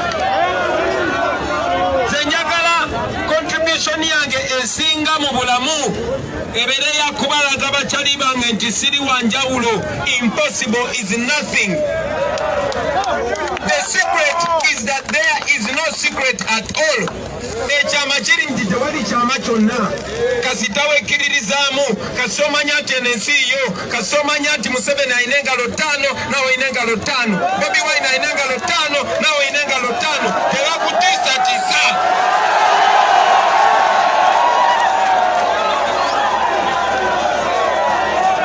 Bano abasajja si banjawulo, bano abasajja si banjawulo, bano abasajja batiitiizi batutya nnyo okusinga bwe tulowooza. Oba Museveni tantya lwaki tandeka ne kampeyini?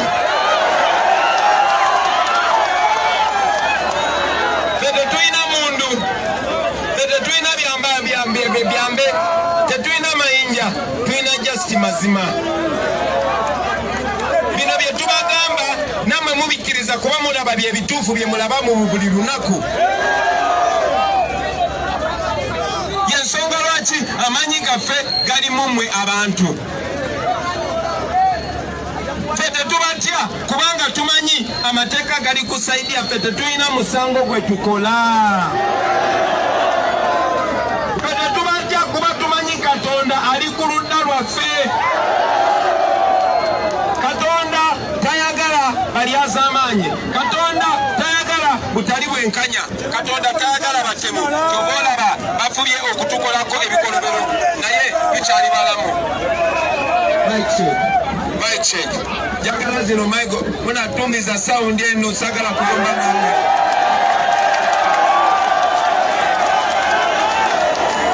Kadi uliza sagala kuyomba na Museveni kubanga ye ali mu history ate ffe tuli mu future. Kakati mikwano gyange lwaki nesimbyewo okubeera president?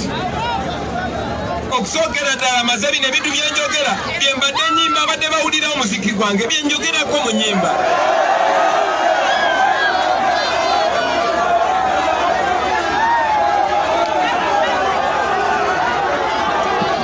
Era ky'oba olaba mbagamba nti nammwe musobola.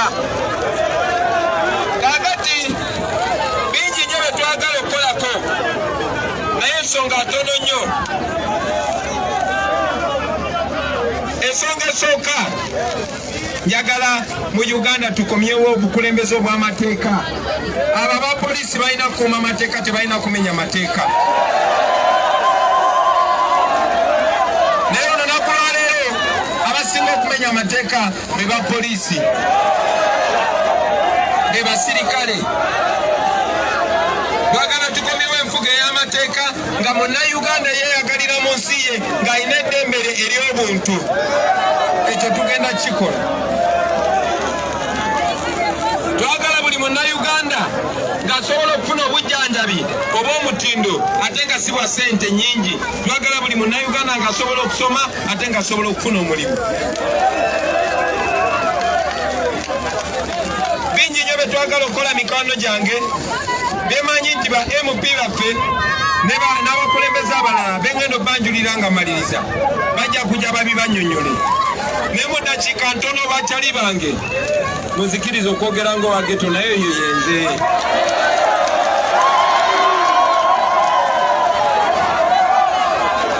Njagala obbagamba bino byonna tubyogerako. Tumaze emyaka 35 mu busibe. Nze Museveni yajja wano nga nnyina emyaka 4. Bangi kumwe mwali temunnaba kuzaalibwa. Naye omudaawa y'omu atukalakasa emyaka 35.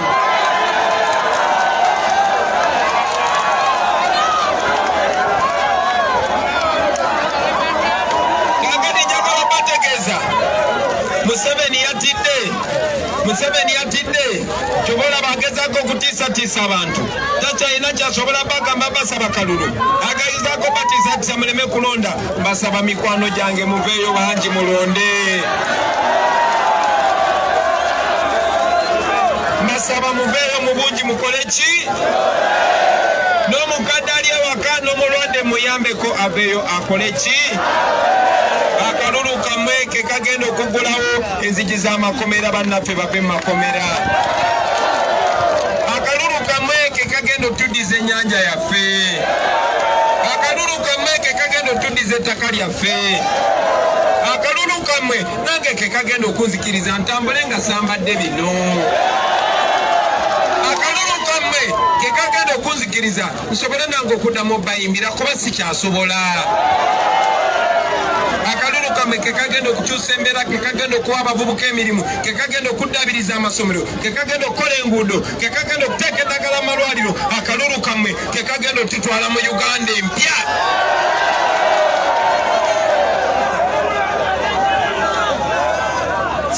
Nenda basaba bana mwena mujje mukole ki? Mujje mulonde mwenna bwe mutuuka okulonda mujja kundaba nga ndi kalulu wali nanyize nga nasibye dda nettaayi nga nyize. Akabonero ki?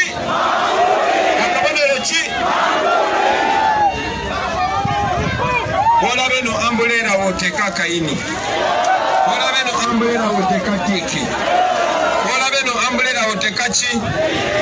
Ate bwe mumala okulonda temuvaawo.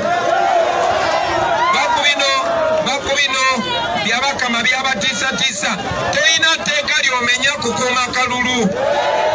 Njagala olwaleero nga ndi wane namayingo mwami byabakama nkubuulire, tetuli bakozi bo, yekko omukozi waffe.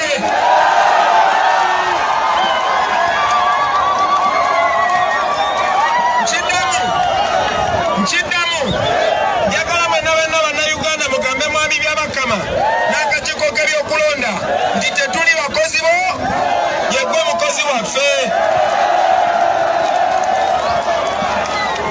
Oli wansi w'amateeka, ne kano akalulu mukategekera wansi w'amateeka, mumenya amateeka mangi, mussa abantu bangi, mussa abaana b'abantu nga mubakuba amasasi kubira ddala luwuka, mugenda mutigomya abantu, mugenda mubonyabonya abantu, naye mwasuula mwalugwamu. Kati tugenda mu kalulu mwine ennaku 7.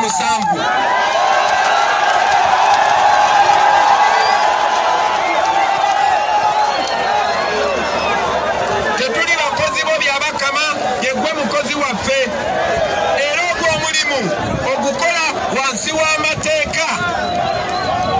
N'olw'ensonga eyo njagala okutegeeza, ate ekimanyi ky'okimanyi kubanga oli mulamuzi, tewali tteeka ligaana bannayuganda kuuma kalulu. So njagala okubasaba muveeyo mu bungi mujje mulonde. Bw'omala okulonda sigalawo ng'olaba nga kibaana ng'olaba.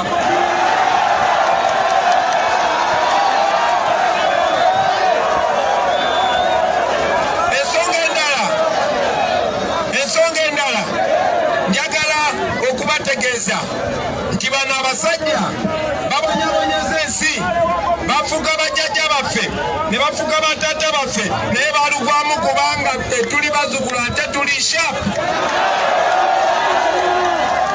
Ne guno omuyigi gwabadirira nagwo fe esimu bakubanga zino, kati fe esimu zaffe ziriko kamera. Njagala okubasaba mikwano gyange mwenna, eyo esimu gy'olina kyekyokulwanyisa ekisinga, eyo kamera gy'olina ku simu kyekyokulwanyisa ekisinga. Mukozese kamera zammwe, mukozese kamera zammwe okutandika n'olwaleero. Buli ekigenda amaaso mu kifiriminge, abasobola mugende ku Facebook kuba gwe mukutu gwe tulina. Saawa zino ne mu America batulaba, ne ku CNN batulaba, ne ku BBC batulaba, ne United Nations naye tulaba. Oyo Museveni singa yatutta dda n'atumalawo, naye atya kuba amanye ekyatuka ku Gaddafi.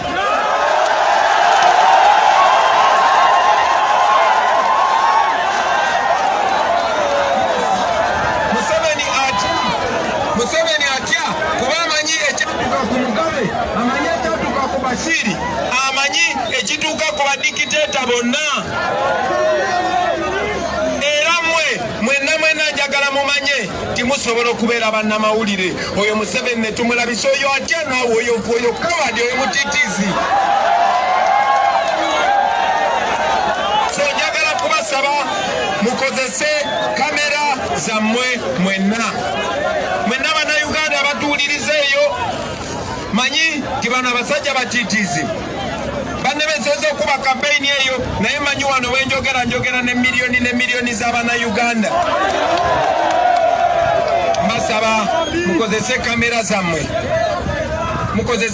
zammwe. Twakoze ne app bagiyita U-Vote. Abagezigezi ku kyalo nsaba mubuuse bakyali bammwe era sitagwo bijuwa. Eyo app mugifune.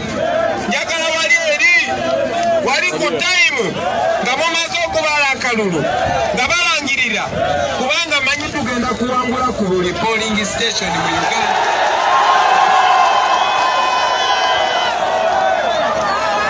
Kakati njagala kubasaba ku time eri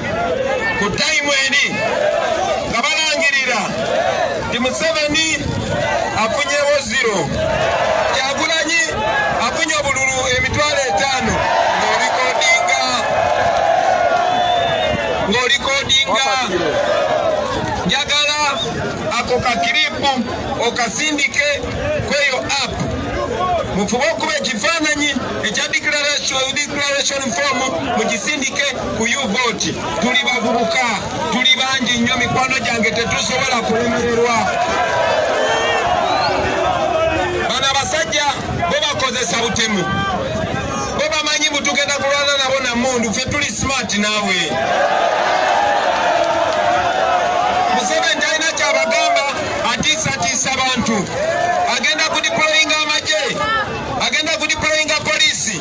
Naye njagala babulira nti polisi n'amagye bonna ng'obagasse mu Uganda bali emitwalo 8, tuli miliyoni 4 mu meka. Ate njagala babulira nti 8 oba 9 ku 10 abo ba polisi n'amagye nabo bawagira nkyukakyuka. Era njagala obategeeza singa munaakola ebyo bye mbagambye ne mwebeereramu mwenna newankubadde nze naabamukolera newankubadde naabeerawa, abo abasirikale n'abapolisi bonna bajja bajoyininga. Abo be mulaba abavubuka bannaffe, abo tukuze nabo, tusambye nabo omupiira, tubadde nga tubaala nabo nga tugenda mu ndongozi ezimu, tuwasiza abasisita baabwe, bawasiza abasisita baffe. N'olw'ensonga eyo nabo balina peyini emu nga ffe. Bwe bajjako uniform nabo babeera bantu, so saagala babatiisetiise. We are removing a dictator.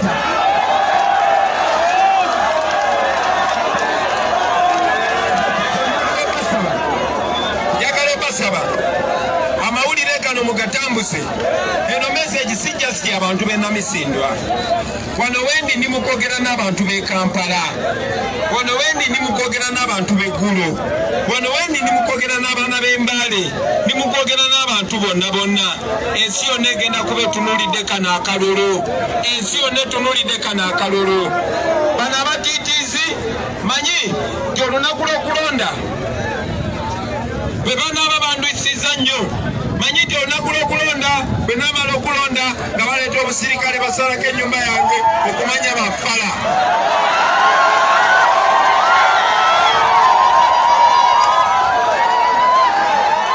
Kulira sigenda kwekweka, sina gye ngenda kwekweka.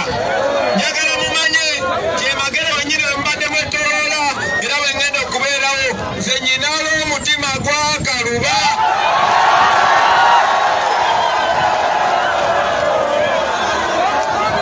Kyembadde nsinga okwagala okukola kwe kutuuka ne mbagamba, manyi nti babatiisatiisa kati kino ekisaawe singa abantu bakoma eri, naye manyi nti nammwe abali wano mujja kutambuza message eno. Ate nkimanyi nti abaana bali ku mukutu babiraba, era mugenda kutuukayo babagambe agambe bwati ne bwati ne bwati ne bwati. N'emikwano mutambuze message eno, mutambuze obuvunaanyizibwa buno, tebabatiisatiisa. Guno gwe mukisa gwe tulina okukyusa ensi yaffe. Uganda ngagga nnyo nnyo nnyo nnyo nnyo. Nebe bannayuganda tuli baavu nnyo nnyo nnyo nnyo nnyo kubanga abatukulembera babbi. Kubanga Museveni Uganda agifuula property naye abaana be na mukyala we. njagala bategeeza mikwano gyange kino tusobola okukikyusa era tugenda kikyusa. Mbasaba tukole ebyafaayo, mbasaba tubeere wamu, mbasaba tukwatagane. Maliriza nga mbagamba nammwe abali enjagala baweereza meseji mikwano gyange mwena abadde balwanira eddembe kino si ffe kintu akitandika, omulimu gwaffe kukimaliriza. Nteekamu nnyo ekitiibwa abatusookawo Badokita Paka Paulo Kabanga Semogerere, ba Agula Woli, nteekamu nnyo ekitiibwa ba Muzeeyi Kantuntu, nteekamu nnyo ekitiibwa ba Dr. Kiza Besigye, era njagala okubasaba mwenna abaana baffe, oba oli wa FDC, oba oli wa UPC, oba DP, oba oli waki, njagala okubasaba tukwatagane ku guno omulundi. Njagala tubasabe tukwatagane ku guno omulundi, tuleme kubeera nga nsenene ezirumagana nga ziri mu cupa nga naye zonna bagenda zisiika bazirye. Museveni alowooza agenda tusiika, naye njagala tumusiike.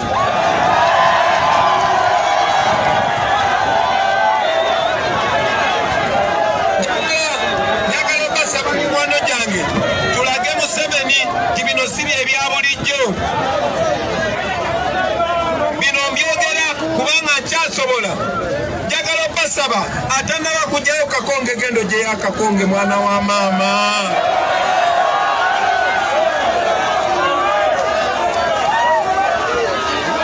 Gendo gyeyo Akakonge oba okagireyo kyaliiwo. Eno mission tumukowe syndicate agenda kutya. Tukwatagane tugobe dictator mikwano gyange. Nandyogedde bingi nnyo bw'amaanyi nnyo, naye mbadde nnyina okujja mundabeko live mumanye nti saakowa. Era nammwe temudduka mutyaki, temudduka mukomewo, temubeera na katengo,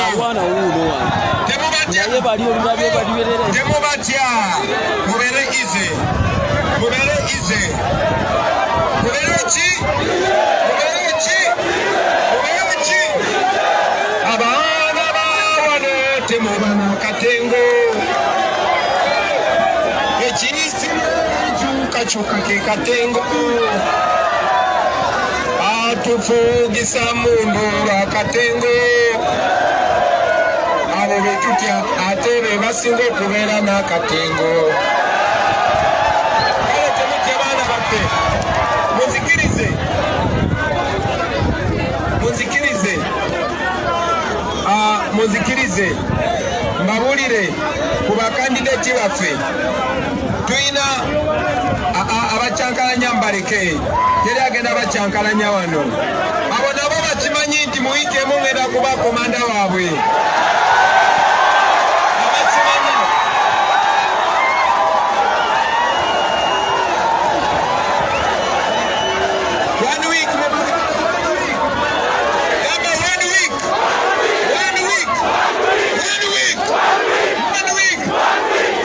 Ofisa mwebereremu banange njagala basaba mutulondere omwami gwe bayita Fida Robert batufaanaganya erinnya abeere MP waffe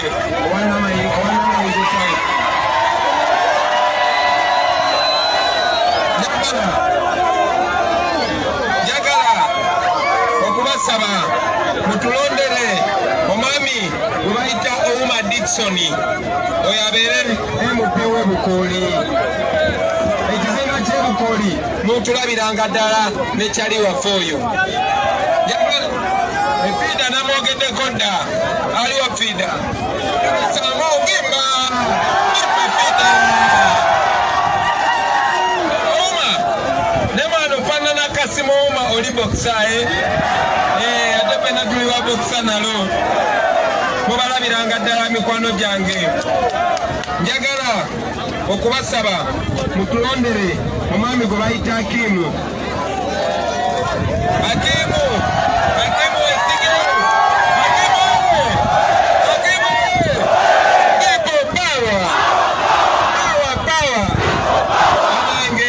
Hakimu mumulabiranga ddala abantu b'Ebukooli South. Njagala kubasaba mutulondere omukyala gwe bayita Akero aliwa mama Bosia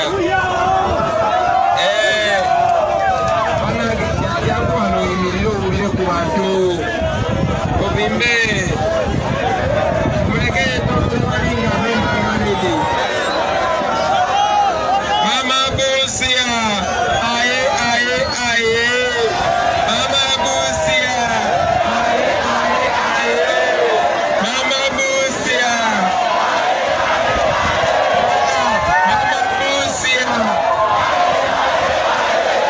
banange mumulabiranga ddala omukyalo ono gwe bayita Akero munzikirize munzikirize manjulire omukyala gwe bayita Rebeka Namumya Rebeka liwa oyo kandidati waffe tubasaba abantu b'ebugiri tulondere abere woman MP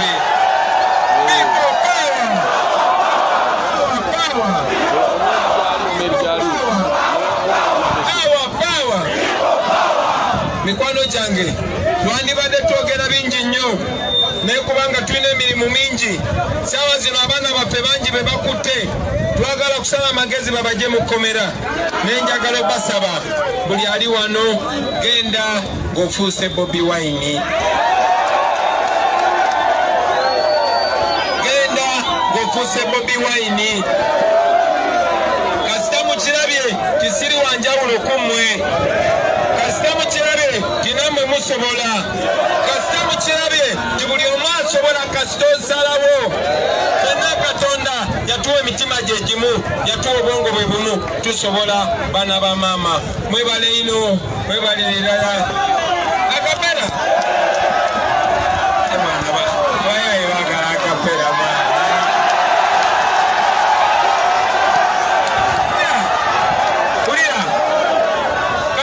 Kyagulanyi mpozi mwagala mbayitire Bobi Wine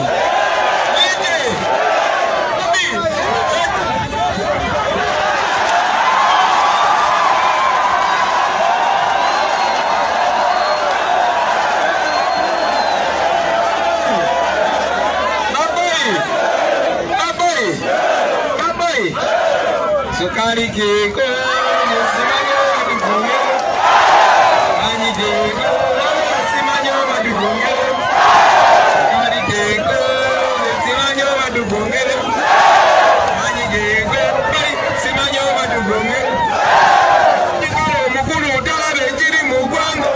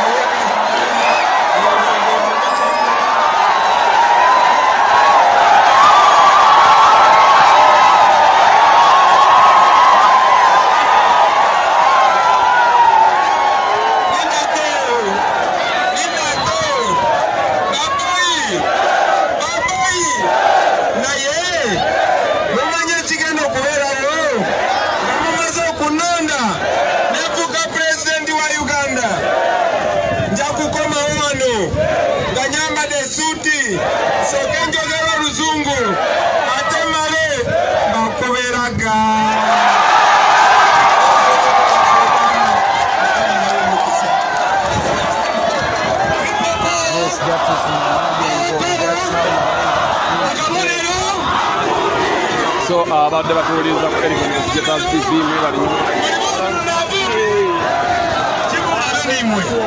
natyo bwe tubadde bannange for statutory reason tugenda kubeera nga tushikinga off tugenda kubeera nga tukomawo. So how many vehicles do you know that you're moving with? Sir, it is not. No, there is accountability. How many vehicles are you moving with that you know, Honorable? Now you're making me explain myself, sir. It does not break any law for me to have assistance. It does not break any law for me to have political assistance. It does not break any law for me to have people that help me with food. Okay. That is it. What is happening? Taking a mask. Taking a mask. What's happening? The media team turn to the day. What's wrong with you? Where Julie? Put it forward, yeah. The media team. Mr. DP, we have been receiving everywhere. You have not my medical team. You have not received the team. In your own wisdom, is it in a good condition? Ask whatever you want to know about this What sky. do you want to know about it? The wind screen, damage. You see its condition. So you're risking the lives of these people. But you know, you want should to know really be that ashamed of what you're saying, officer. At the vehicle, the way it is. You are the ones that shoot at the vehicles. No, you are the ones that it's not smash me. It's not me. Let it be taken to the garage, then it can be used another time. But you see, even where the driver sits, Wow. can he see really Wow. well? You're getting me or Wow. not? Are you listening to yourself, officer? Yes, I'm listening to myself, of course. So we've let you go, but this one, it should be checked now. It is not in good condition. As you vividly see,